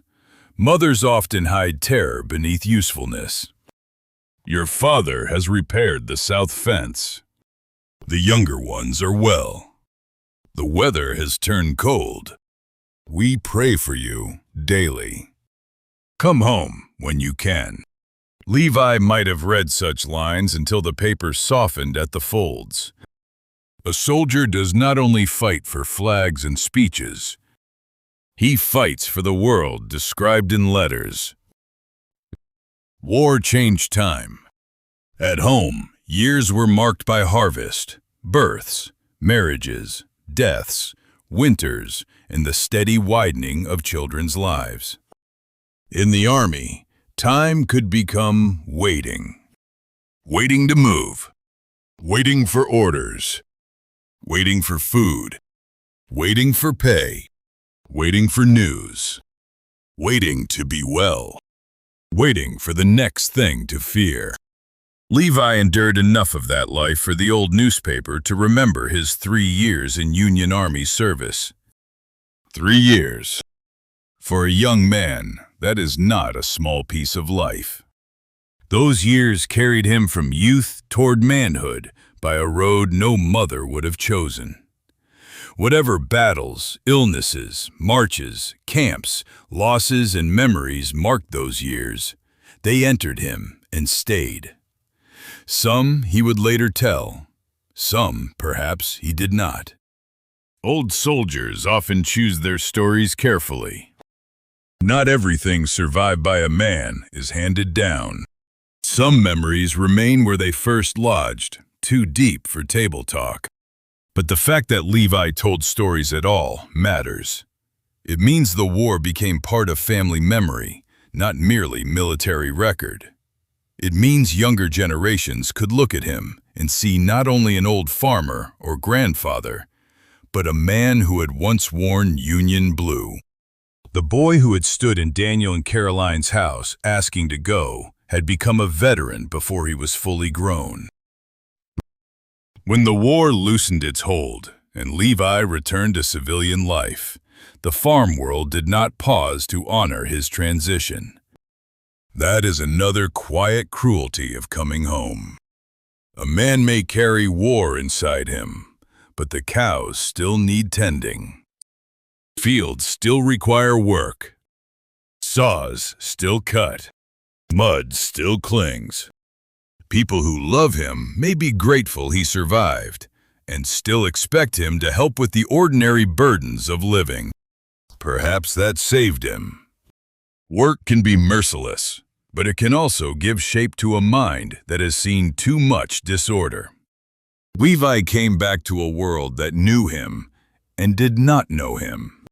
His mother saw the changes first. Mothers do. His shoulders were different. His silence had weight. His eyes may have gone distant at sounds that meant nothing to others. He may have laughed at the wrong time, or withdrawn when the house grew too loud.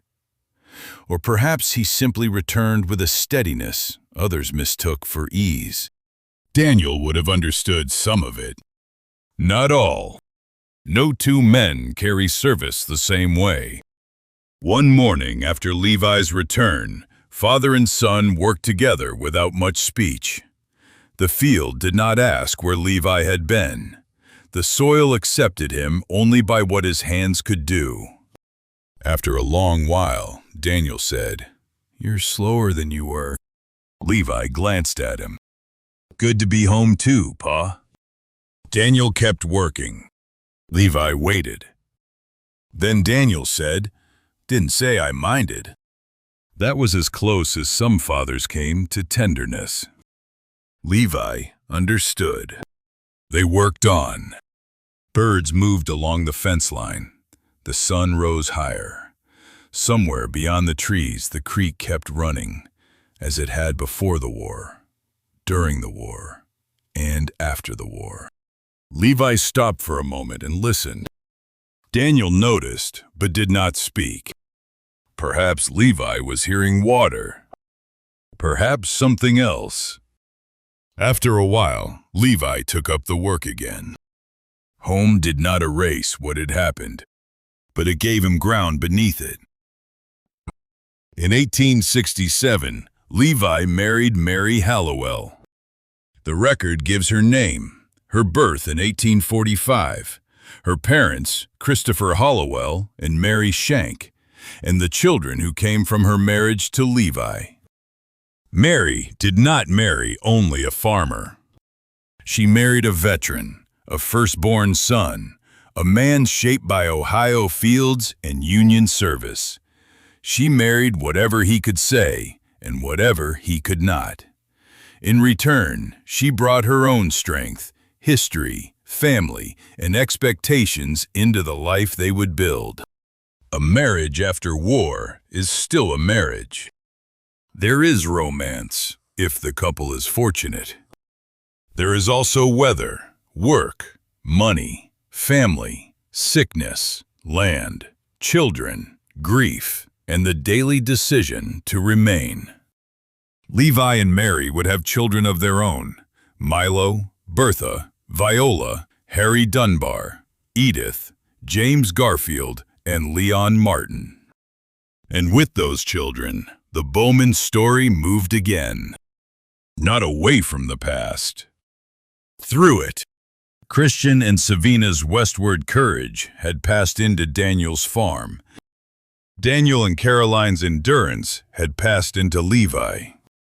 Levi's war years would pass into stories, habits, silences, and the lives of children who knew him first, not as a soldier, but as father. That is how history travels inside a family. Not as dates alone. As a look, a warning, a skill, a silence at the table, a story told when the room is ready, a name passed down, a son watching his father and wondering what kind of man he is supposed to become. Levi Bowman had put on blue as a young man, but the uniform was not the end of his story. It was only the color of one chapter. The next would be written in soil, potatoes, rail cars, horses, letters, and the longhouse where the family gathered itself again. Nombre note. This chapter is based on Daniel Bowman and Levi Bowman family records, identifying Levi as the first child of Daniel Bowman and Caroline Ross, his birth in Lafayette, Ohio, his marriage to Mary Hallowell, their children, and Levi's Civil War service as a private in Company B, 42nd Ohio Infantry. It also draws on service cards, hospital muster records, later family letters, and newspaper material identifying Levi as a Civil War veteran. Schoolhouse, household, camp, and dialogue scenes are dramatized reconstructions. The White Potato Years. War had taken 3 years from Levi Bowman. The farm took the rest of him. Not in cruelty, not at first. The land did not hate a man, it simply demanded him. It asked for his back, his hands, his patience, his sons, his horses, his dawns, his weather sense, and the little pieces of hope he planted beneath the soil year after year. Levi had worn Union blue, but he came home to earth tones, brown fields, gray barns, black mud, green rose, white potatoes, and the pale winter sky over Ohio. There was dignity in that. A soldier might be remembered by the uniform he wore, but a farmer was remembered by what survived after his hands let go. The fields he cleared, the children he raised, the house he moved, the land he bought. The stories told about how he did things. Levi Bowman came back from war and stepped into the long labor of building a life. In 1867, he married Mary Hallowell. She was not an ornament to his story. She was the woman who would share its weight. Mary had her own bloodline, her own habits, her own strength, and her own measure of what a man should be. She had not survived the 19th century as a farm woman by being delicate. Women like Mary did not merely keep house. They kept the human side of the farm from collapsing. They fed the workers. They bore the children. They guarded the stores. They knew who was sick before anyone else noticed.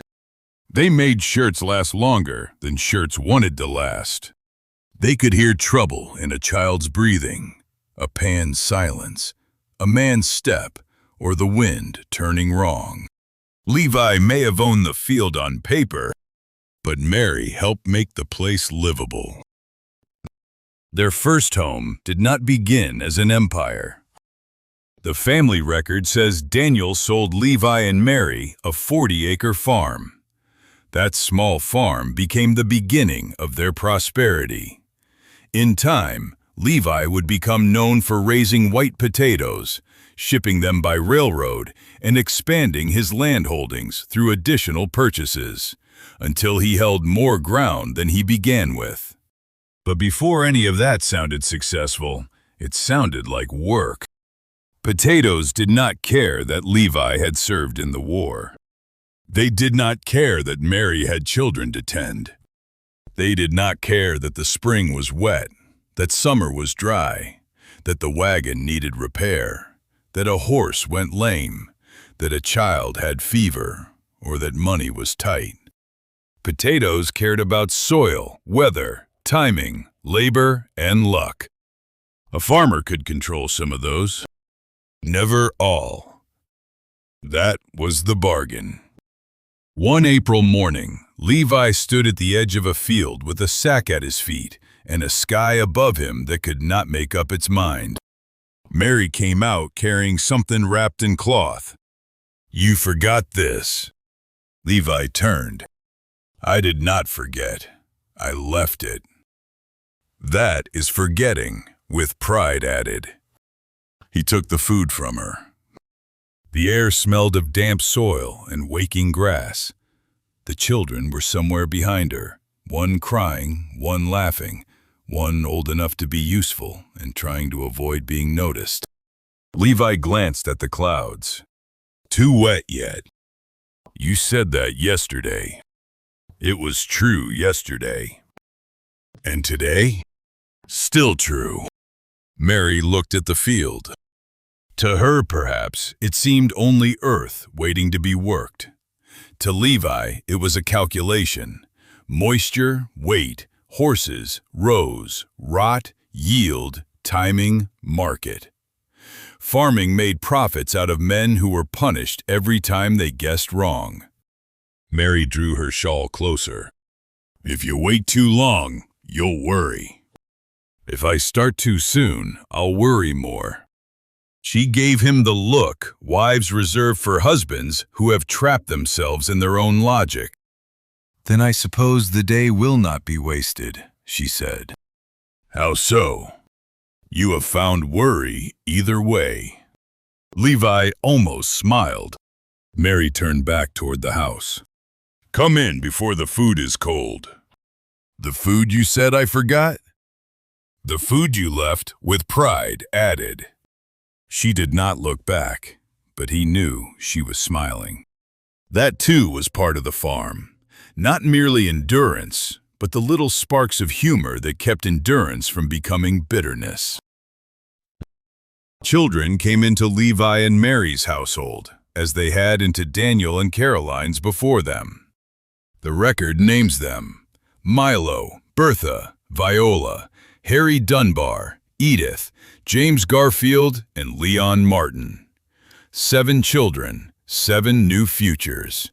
7 new ways the family could rejoice, worry, divide, multiply, and carry itself forward. A smaller household than Daniel and Caroline's, perhaps, but no farm with 7 children was ever quiet. There would have been boots by the door, crumbs on the table, quarrels in corners, milk spilled, chores avoided, chores assigned, and at least one child convinced that life had treated him worse than all others because he had been asked to do something useful. Mary ruled what could be ruled. Levi handled what needed handling. The children learned the seasons by their parents' moods. Spring meant hurry. Summer meant heat and insects and long rows. Autumn meant digging, sorting, storing, hauling, and counting. Winter meant repairs, letters, stories, illness, church, school, snow, and the strange closeness that came when weather pressed a family indoors. School, for the Bowman children, fit between the demands of the farm. Books did not excuse chores. Recitations did not milk cows. Arithmetic did not haul wood. A child could work before breakfast, walk to school with damp cuffs and cold fingers, spell words before a teacher, then return home to the same boots, same barn, and same expectations. At Christmas, the schoolhouse became something else. Children rehearsed recitations in front of benches, forgetting words they knew perfectly at home. Mothers adjusted collars. Fathers stood near the back with arms crossed, acting as though they were there because duty required it, and not because pride had led them through the door. One Bowman child stood in front of the room, face serious with memorized verse. The first line came clearly. The second vanished. Silence swelled. A smaller child giggled. Mary, seated among the other women, did not mouth the words. She only gave the slightest nod. The child found breath. Then the words came back. When it was over, the applause was not grand, but it was sincere. Levi looked toward the window as if studying the frost on the glass, though anyone close enough could have seen the pride he was trying not to show. A farm family remembered work, but it also remembered moments when a child found courage in a schoolhouse at Christmas. One summer day, when the heat had flattened the air and the rows seemed endless, young Harry lagged behind with a basket that was not filling quickly enough. Levi saw him. "Harry." The boy straightened. "I'm working." "That basket disagrees." Harry looked into it as though betrayed by the evidence. "It's hot." "It is." "My hands hurt."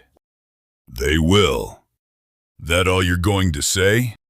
Levi came closer, took up one potato, and rubbed dirt from its skin. "You think the ground gives food because we ask nicely?" Harry said nothing. Levi dropped the potato into the basket. "This field does not know your hands hurt. It only knows whether you finished." The boy's face tightened. Then Mary's voice came from behind them. "And your father does not know when a boy needs water unless someone tells him." Levi turned. Mary stood with a dipper and pail, her expression firm enough to challenge both father and son. Harry brightened.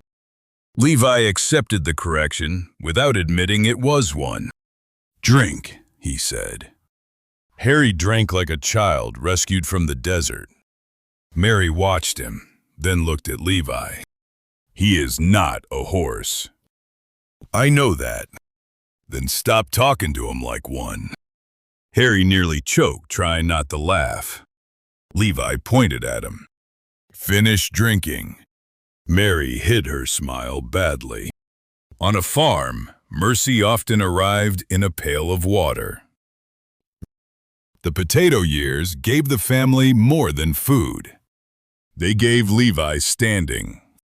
The family narrative says he prospered raising white potatoes.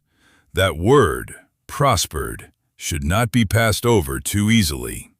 For a farm family, prosperity did not mean comfort without effort. It meant that effort had begun to answer back. It meant land could be added.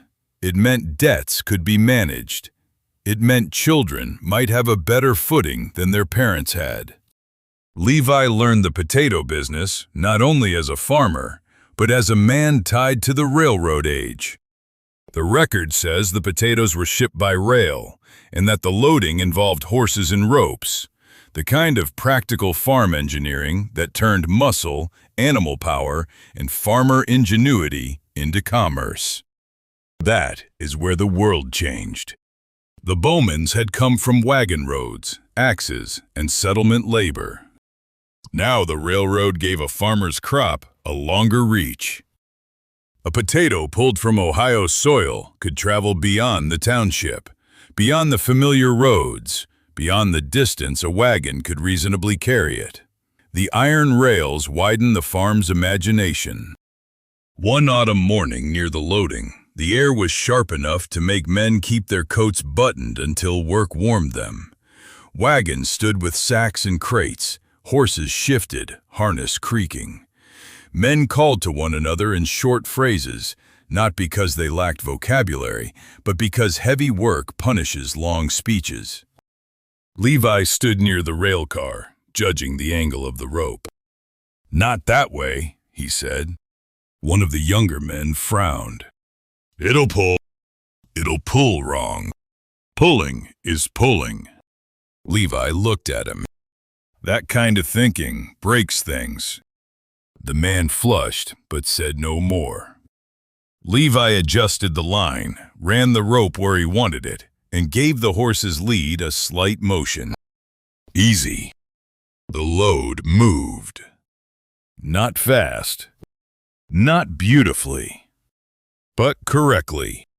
A few men watched in that approving silence men use when something practical has been done well.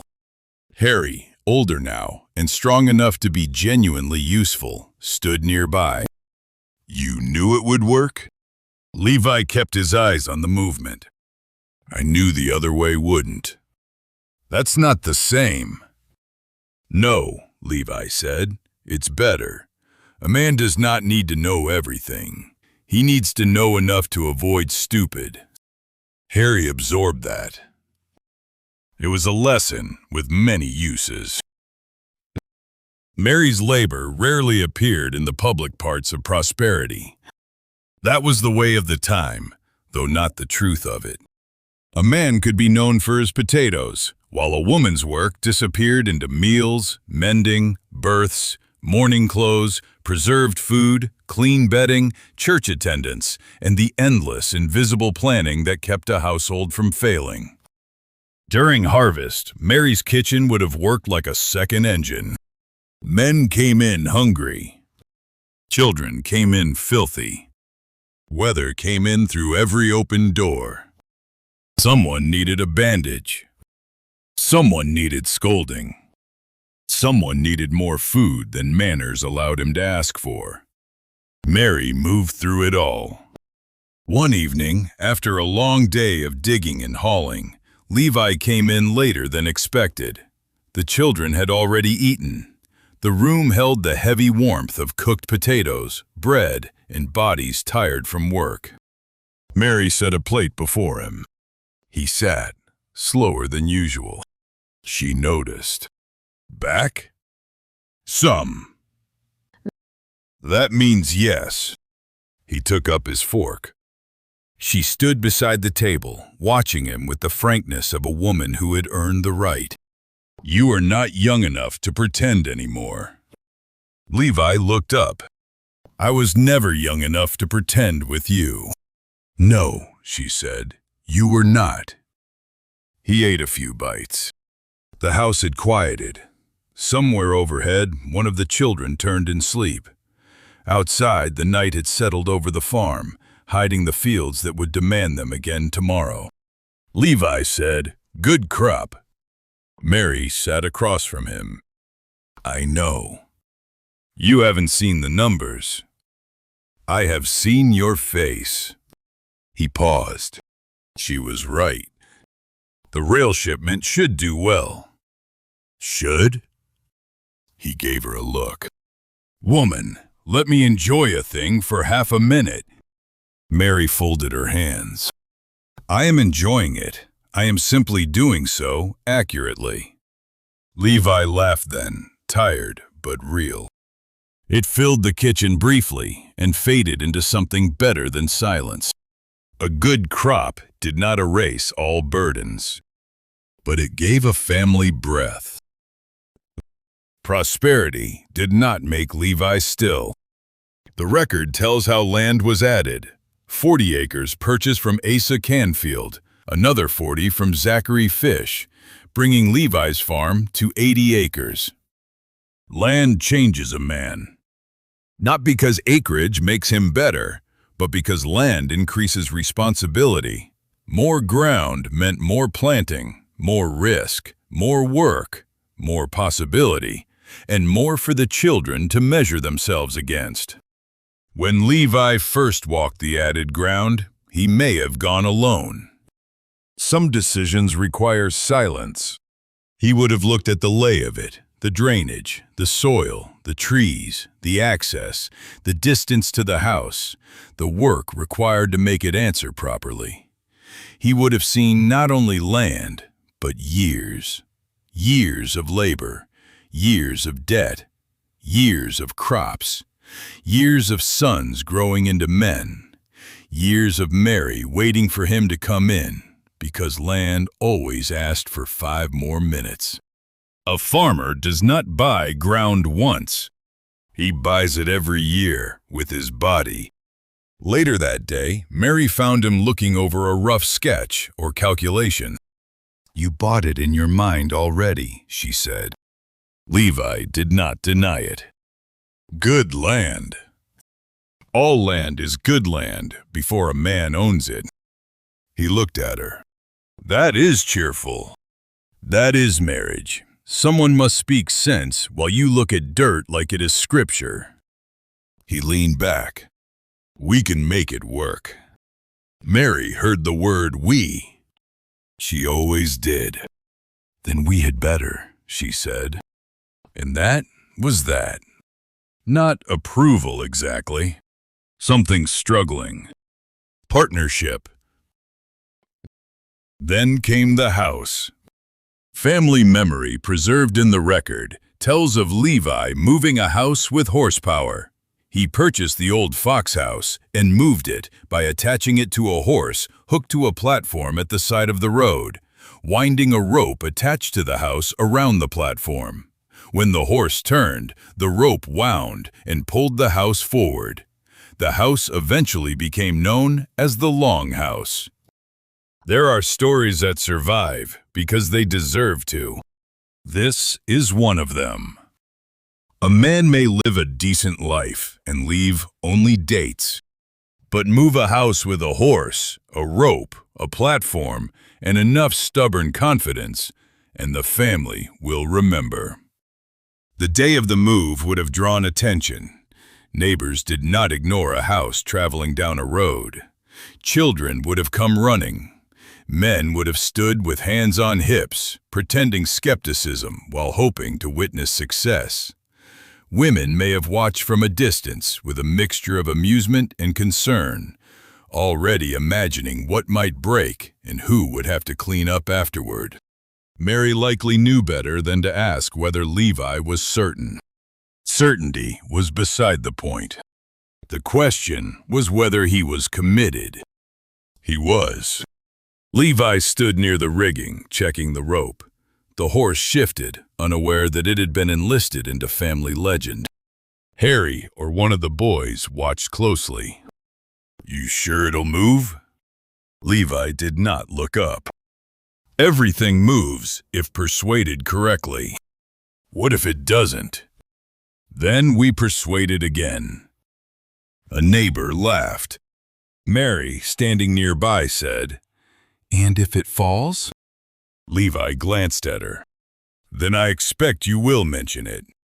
I may mention it more than once." "That would be unlike you." Her eyes narrowed, but there was humor in them. The first pull did not do much. The rope tightened, wood complained, men leaned forward instinctively as if their posture could help. The horse moved. The platform turned. The rope wound. The house shifted. Not dramatically, not like a miracle, more like a reluctant old beast being convinced to rise. A shout went up. "Hold!" Levi lifted a hand, eyes fixed on the line. The house settled. Still whole. A grin moved through the watching men. One boy yelled, "It moved!" Levi looked at him. That was the general idea. They reset. Again the horse turned. Again the rope wound. Again the house crept forward. Yard by yard, pull by pull, correction by correction, the old Fox house began its strange journey toward becoming part of the Bowman place. By sunset, every person there would have had a version of the story. Within a week, some would improve it.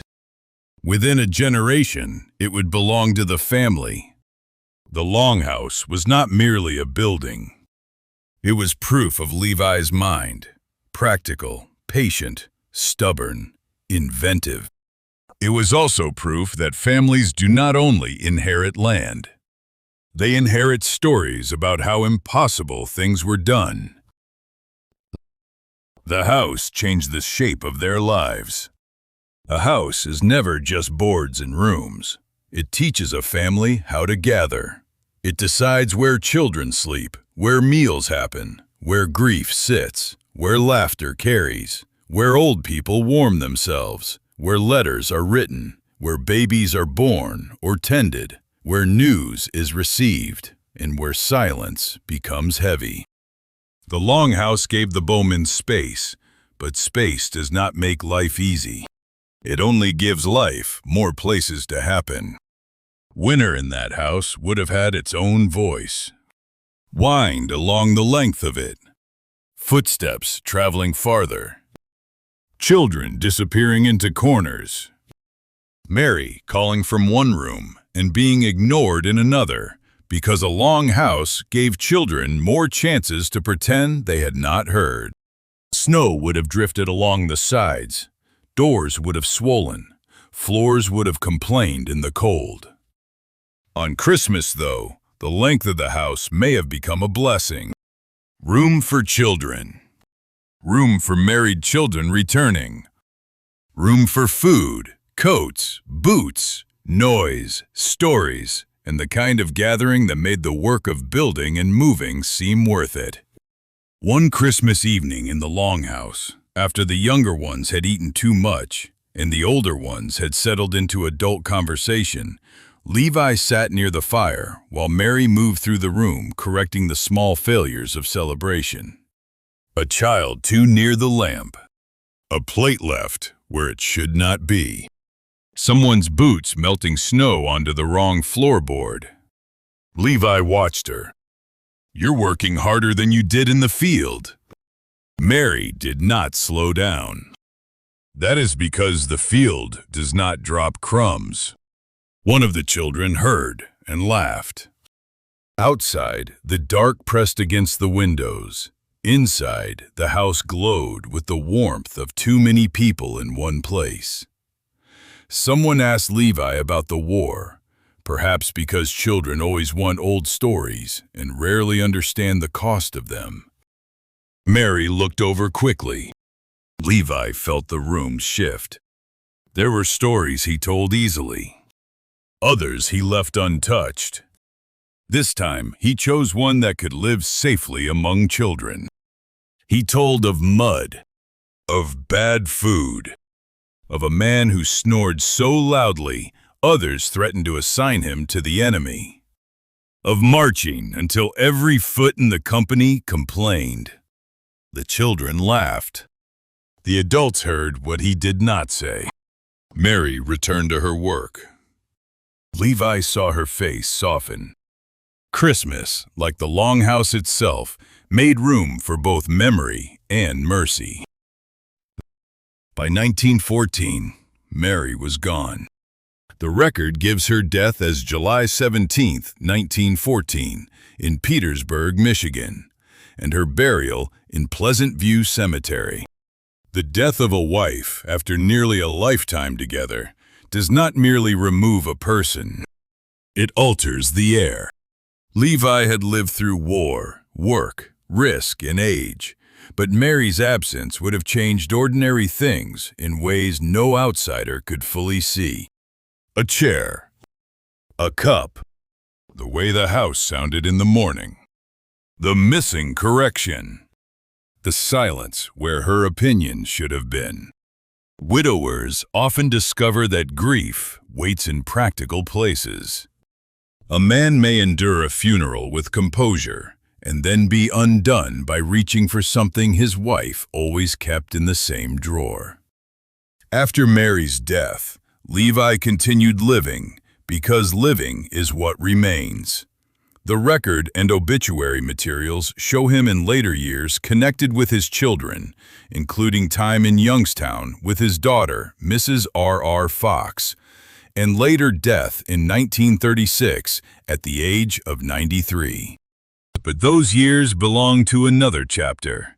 The old soldier, the letter writer, the man younger generations visited, remembered, quoted, and sometimes misunderstood. For now, remember him in the potato years. Remember Mary in the kitchen. Remember the horse turning the platform. Remember the rope winding. Remember the house shifting forward. Remember the children watching with wide eyes. Remember the rail cars loaded with white potatoes that had begun as seed in Ohio soil. Remember that prosperity was not luck alone. It was Levi walking fields, Mary holding the household, children learning work, horses leaning into harness, neighbors watching, the railroad waiting, and a house moving because one man believed he had figured out how to make it move. The Bowmans had come west by wagon. Levi moved a house by rope and horse. Different generations. Same blood. same stubborn insistence that a thing could be done if a person was willing to work out how. Sorted note.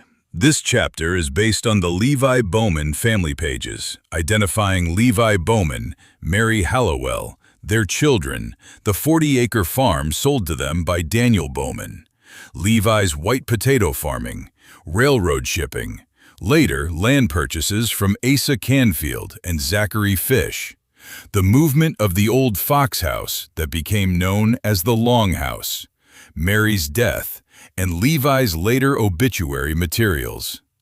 Everyday scenes, school and Christmas details, harvest moments, and family conversations are dramatized reconstructions. The Old Soldier and the Letters. Age came for Levi Bowman slowly at first. It did not arrive as an enemy he could see from a distance. It came through smaller betrayals. A back that took longer to straighten, hands that stiffened in cold weather, a field that seemed longer than it once had, a horse that needed handling by someone younger, a stare that asked more of the knees than it had any right to ask. Levi had once been a boy in Daniel and Caroline's crowded house, then a soldier in Union blue, then a husband to Mary Hallowell, then a father, then a farmer known for white potatoes, rail shipments, land, and the Long House. But time has a way of taking every title and folding it into one final word: old. The record says Levi and Mary eventually sold the farm in 1917, after Mary's death, and that Levi spent later years with family, including time with his daughter, Mrs. R.R. Fox, in Youngstown. It also says he once traveled by automobile to Kansas to visit Jim and Harry, a notable enough trip that the family remembered it. That detail matters.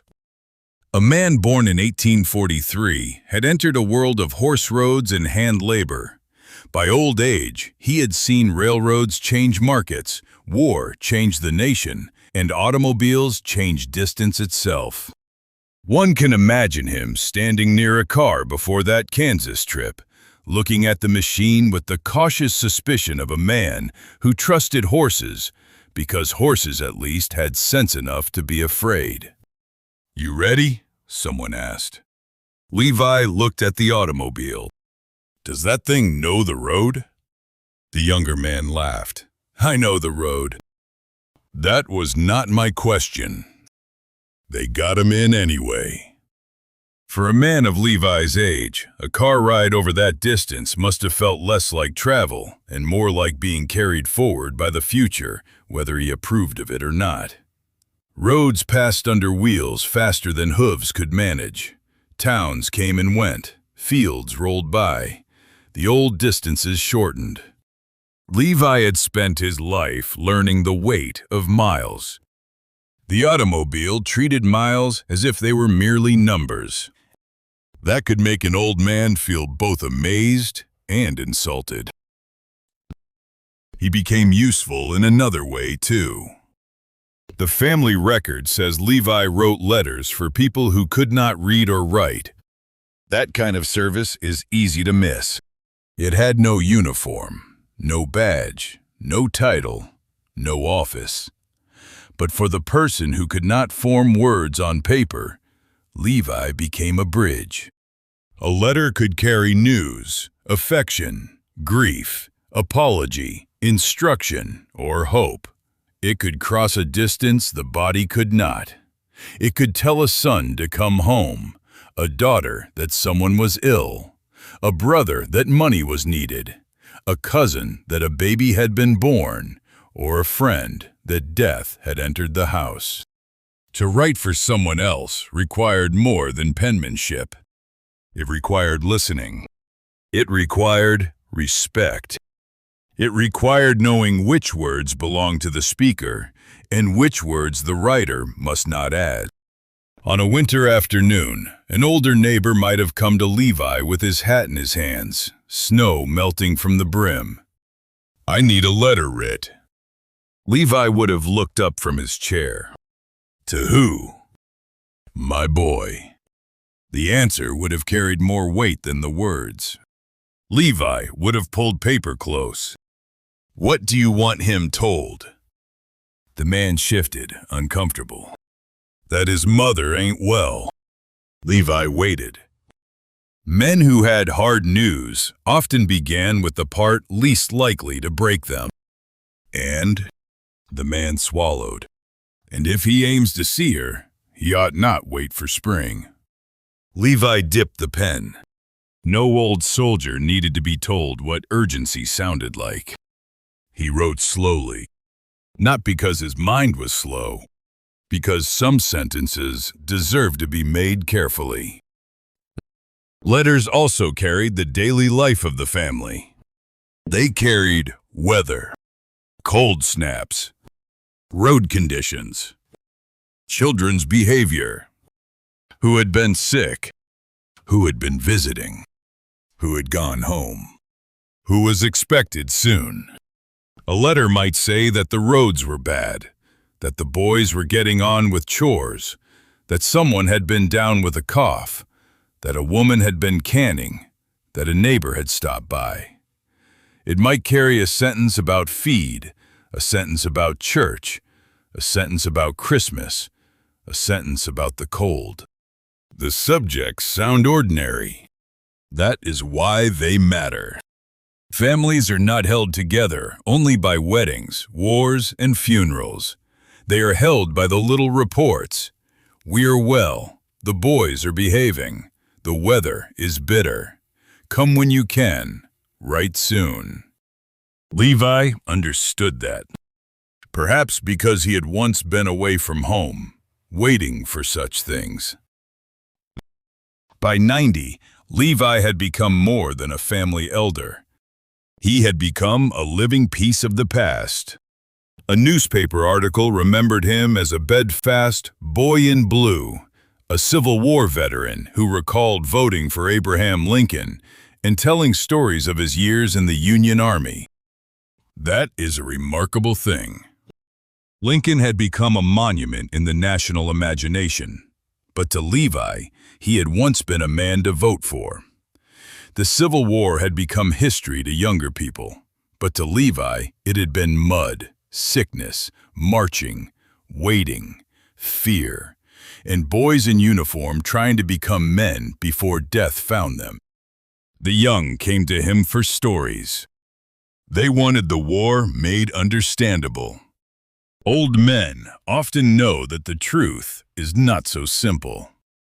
A boy might ask, "Did you see Lincoln?" Levi could answer what he knew. No. But you voted for him? Aye. Were you proud? Levi would have closed his eyes a moment. Proud is a word men use after the danger's over. The boy frowned. Then what were you? Levi's hand, thin now, may have rested on the blanket. Young. That answer would not have satisfied the boy. It was still the truth. His body failed before his memory did. That is its own hardship. A man who had moved through fields, handled horses, worked land, loaded potatoes, traveled roads, and survived war, found himself confined to rooms and beds. The obituary materials say he spent his last years with family and died in 1936 at the age of 93. 93 years. From pre-Civil War Ohio to automobiles. From Daniel and Caroline's farm to grandchildren and great-grandchildren who could barely imagine the world into which he had been born. When death finally came for Levi Bowman, it did not erase him. It released him into family memory. He remained in records, photographs, letters, newspaper clippings, and stories. The old soldier, the potato farmer, the man of the longhouse, the one who had seen too much change and still belonged to the family line. In time, his name would travel forward again. A descendant would be named Levi. Not by accident. Names, in families like this, are not merely labels. They are doors. Nombre note. This chapter is based on the Levi Bowman family narrative, preserved letters, the newspaper article identifying him as a Civil War veteran and Boy in Blue, and obituary material showing his later years and death in 1936. Scenes and dialogue are dramatized reconstructions. The line between names. After Levi, the family line did not stop. It narrowed. That is how every family story moves forward. One generation may have many children, but a descendant looking backward must follow one thread at a time, not because the others do not matter, but because a story needs a road. For this branch, the road ran through Levi and Mary's son, Leon Martin Bowman, and from Leon Martin to Leon Frederick Bowman, known in family memory as Lee F. Bowman. The Jim Bowman genealogy page preserves the direct descent. James Aubrey Bowman, son of Leon Frederick Bowman, son of Leon Martin Bowman, son of Levi Bowman, son of Daniel Bowman, son of Christian Christopher Bowman. That is the formal line. But names on a page do not yet make a man. Leon Martin carried forward a family shaped by war, farms, movement, labor, letters, railroad shipments, and hard-won belonging. He stood close enough to Levi's world to inherit its habits, but far enough forward to face a country changing faster than the old ways could always explain. The railroads that had helped Levi ship potatoes were no longer wonders. Electricity was entering American life. Factories and towns pulled young men in directions fields had once resisted. Schools changed too. The one-room schoolhouse did not disappear all at once, but education began to mean something larger than spelling, figures, and recitation. A boy might still be needed at home. A girl might still be expected to help in the kitchen, garden, or with younger children. But the school door opened onto a world where paper, machinery, business, churches, trades, and towns were all demanding more from the next generation. The Bowmans had never been people untouched by change. They had moved west when land called. They had farmed when the soil demanded it. They had put on uniforms when the nation required it. Now the world asked another question. Could a family rooted in fields learn to live in an age of wires? Lee F. Bowman belonged to that question. Horse and wire. That phrase fits him. The old farm strength on one side. The new electrical age on the other. Family memory says Lee served in the United States Navy during World War II, came home, married Alberta Hendricks, worked as an electrician for Carlson Electric, later worked as an electrician for the Youngstown Vindicator, and raised 3 children, Jack, Jill, and James Aubrey, known as Jim. He had one foot in the practical world of barns, animals, and soil. The other in circuits, current, switches, and light. That made sense for a Bowman. The family had always survived by learning what the next world required. Christian had learned the road west.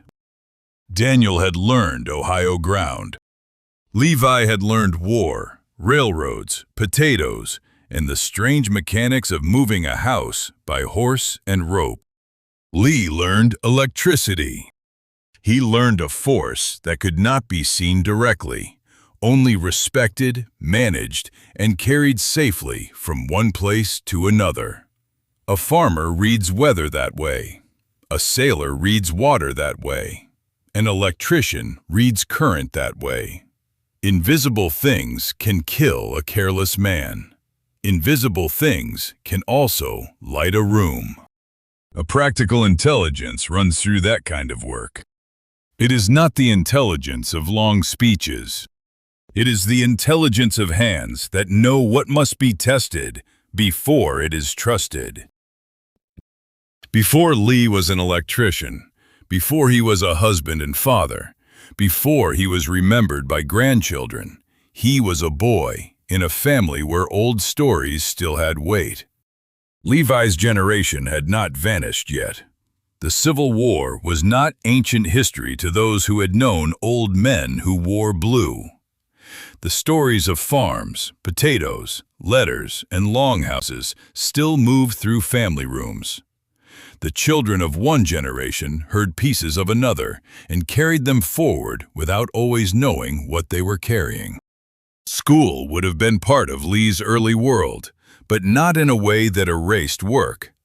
A boy could learn from a teacher and still learn more from a barn door that would not hang right, a harness that needed mending, a tool that had to be sharpened, or a father whose patience ended when a job was done carelessly. A schoolroom taught arithmetic. A farm taught consequence. One winter morning, a boy like Lee might have stood near a stove in a rural classroom, hands stretched toward the heat, with a half-circle of other children around him. The teacher, stern from necessity more than cruelty, tapped a ruler against the desk. "Back to your seats." Nobody moved quickly. "I said, back." A smaller boy whispered, "She's warmer than we are." Lee might have smiled, but not enough to be caught. Outside, snow lay in the road ruts, and wind moved across open land. Inside, chalk dust and damp wool mixed with coal smoke. The day's lessons would be ordinary: spelling, sums, reading aloud, perhaps history that sounded less real than the old people at home. At noon, boys compared lunches as if bargaining at a market. "I'll trade you apple for that biscuit." "No." "Half an apple." Still no. "You're no businessman." "I'm not hungry enough to be stupid." That kind of school life rarely makes official records. But it shaped children all the same. They learned who bragged, who fought, who shared, who lied, who could take a teasing, who could not. They learned how to stand before others and read without stumbling. They learned that the world outside their own kitchen had rules of its own. Then the bell released them, and they returned to the world that had been waiting all day. Chores did not care whether a boy had mastered spelling. When war came again to the world, it was not the war of Levi's youth. It was larger, faster, louder, and carried across oceans. World War II drew young American men into service in numbers almost beyond imagining. For Lee, family memory says the path led to the United States Navy. One can imagine the first sight of the ship. For a farm-raised Ohio man, the ocean would have been another kind of field, wide, moving, unreadable at first, and indifferent to a man's plans. A sailor had to learn that water had moods no less serious than weather over crops. Steel replaced timber. Orders replaced family instruction. A deck replaced the familiar ground beneath his feet. A man who had known barns and fields would have discovered a new vocabulary: bulkheads, watches, bunks, mess, drills, stations, lines, ports, and distance measured not by country roads, but by sea. At night, if he had a quiet moment, he may have thought of home. Not in grand language. Men rarely miss home in abstractions. They miss a kitchen sound, a road, a barn roof, a woman's voice, a child's face, a certain kind of cold, the smell of cut hay, the feel of standing on ground that does not move beneath them. Lee's Navy service belongs in the Family Service Register, because it continued a line of men who answered when history reached into private life. Christian in the War of 1812, Daniel and Levi in the Civil War, and Lee in World War II. Their service was not identical, no two wars are, but each required a man to step beyond the ordinary duties of home and into the demands of the nation. Coming home after war is never as simple as arriving. A man returns to a place that has continued without him. People have aged. Children have grown. Habits have shifted. There are new stories he was not there to witness. And inside him, there are experiences he may not yet know how to place. Lee came home and built a life not as a man frozen in wartime, but as one who returned to work. He became an electrician. He married Alberta Hendricks. Together, they raised Jack, Jill, and Jim. Alberta deserves to enter the story here, not as a name beside Lee's, but as the heart of a household. Family memory remembers her food. That is no small thing. A woman's cooking can become one of the deepest archives a family has. A recipe may not be written down. A pie may disappear from the table in one evening. Scalloped potatoes may be eaten until the pan is clean. But years later, grown children and grandchildren still speak of them as if taste itself were a family record. Alberta's butterscotch pie is remembered as something close to sacred.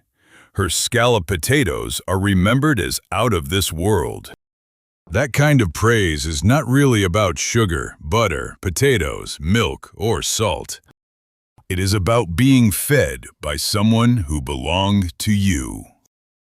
A child could come in from cold, school, barn, field, or trouble and find the house marked by her presence.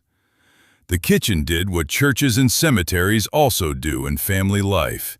It gathered people, named them as belonging, and held memory after the moment passed. Jack, Jill, and Jim grew inside that world of work, food, school, church, and changing times.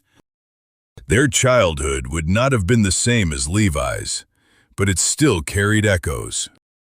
There were still chores, still weather, still the expectation that children learn respect before they learn self-importance.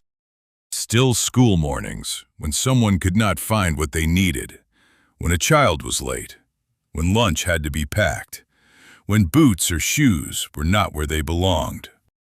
A Bowman household did not become quiet simply because the century changed.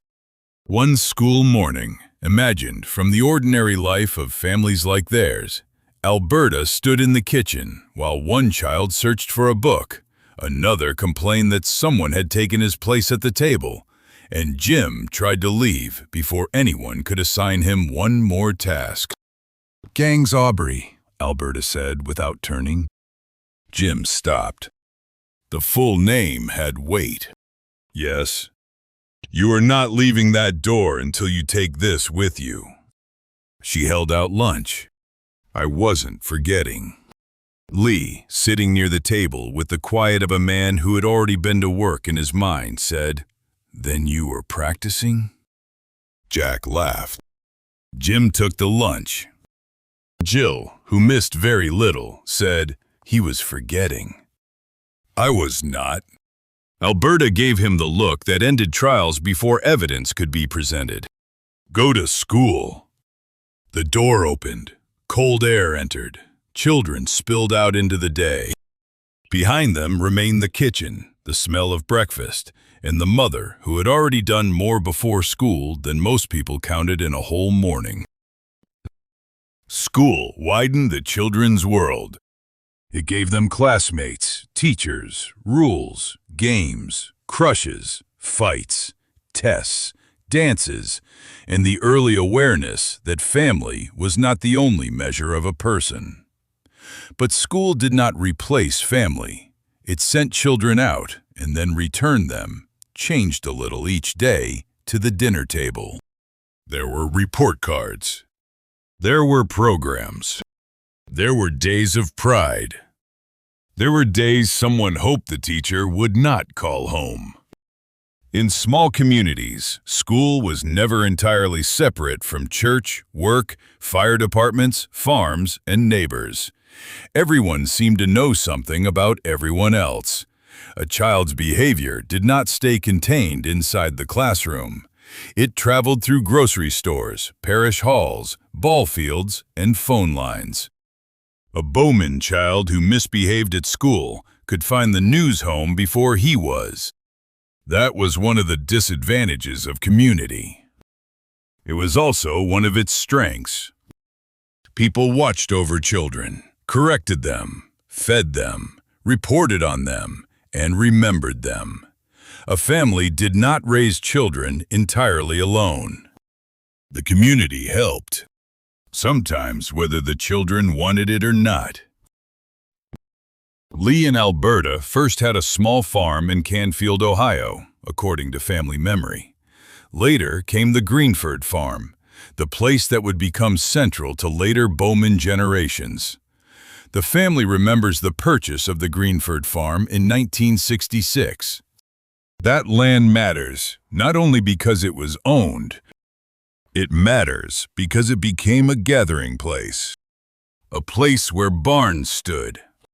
Where children learned the difference between city talk and farm truth. Where animals marked the seasons. Where Belgian horses became part of memory. Where Kit and Molly were remembered by name. Where one horse, Ty Lee, carried a name forward in a different form. Where Lee built the big barn with his father Leon. Barns are not merely buildings in a family like this. They are landmarks of work. They hold tools, animals, hay, dust, risk, and stories. They outlive ordinary conversations. They become proof that someone planned for more than a season.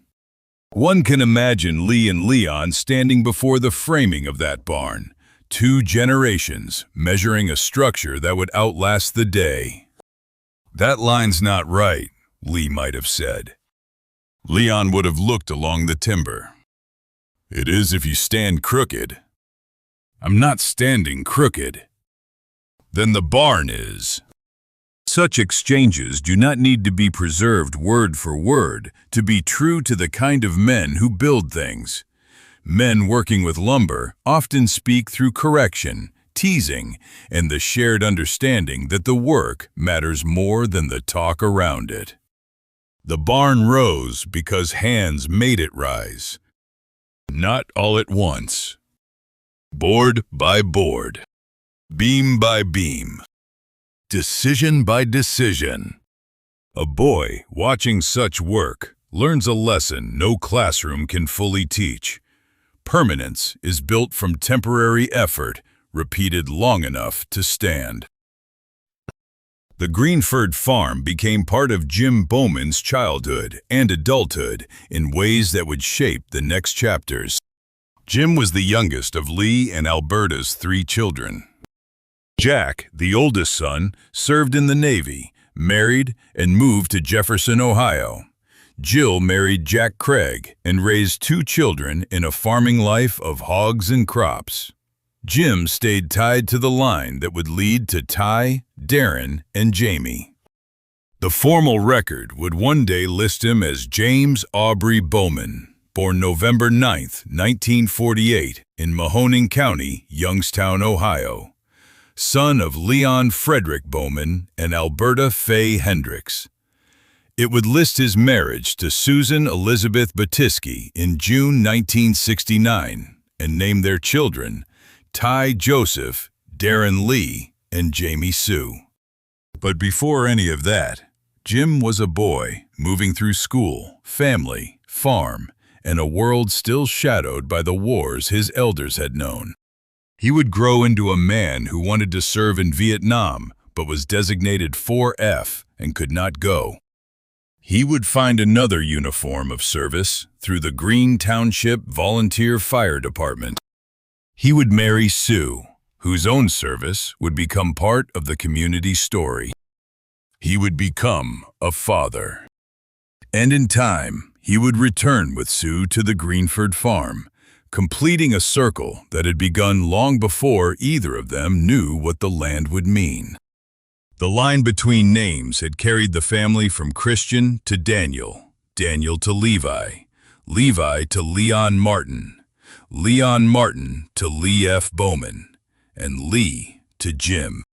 It had carried wagons, wars, potatoes, letters, barns, electricity, school books, church doors, Navy service, and kitchen tables.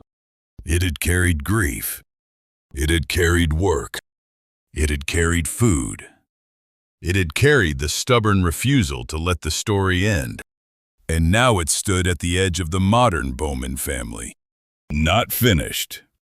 Handed forward. Sorted note. This chapter follows the documented direct line preserved in the Jim Bowman family pages. James Aubrey Bowman, son of Leon Frederick Bowman, son of Leon Martin Bowman, son of Levi Bowman, son of Daniel Bowman, son of Christian Christopher Bowman. It also uses family-provided memory about Lee F. Bowman's World War II Navy service, his work as an electrician, his marriage to Alberta Hendricks, their children, Jack, Jill, and Jim, the Canfield Farm, the Greenford Farm purchased in 1966, Belgian horses, Alberta's cooking, and the big barn built by Lee and Leon. School, household, barn building, and dialogue scenes are dramatized reconstructions.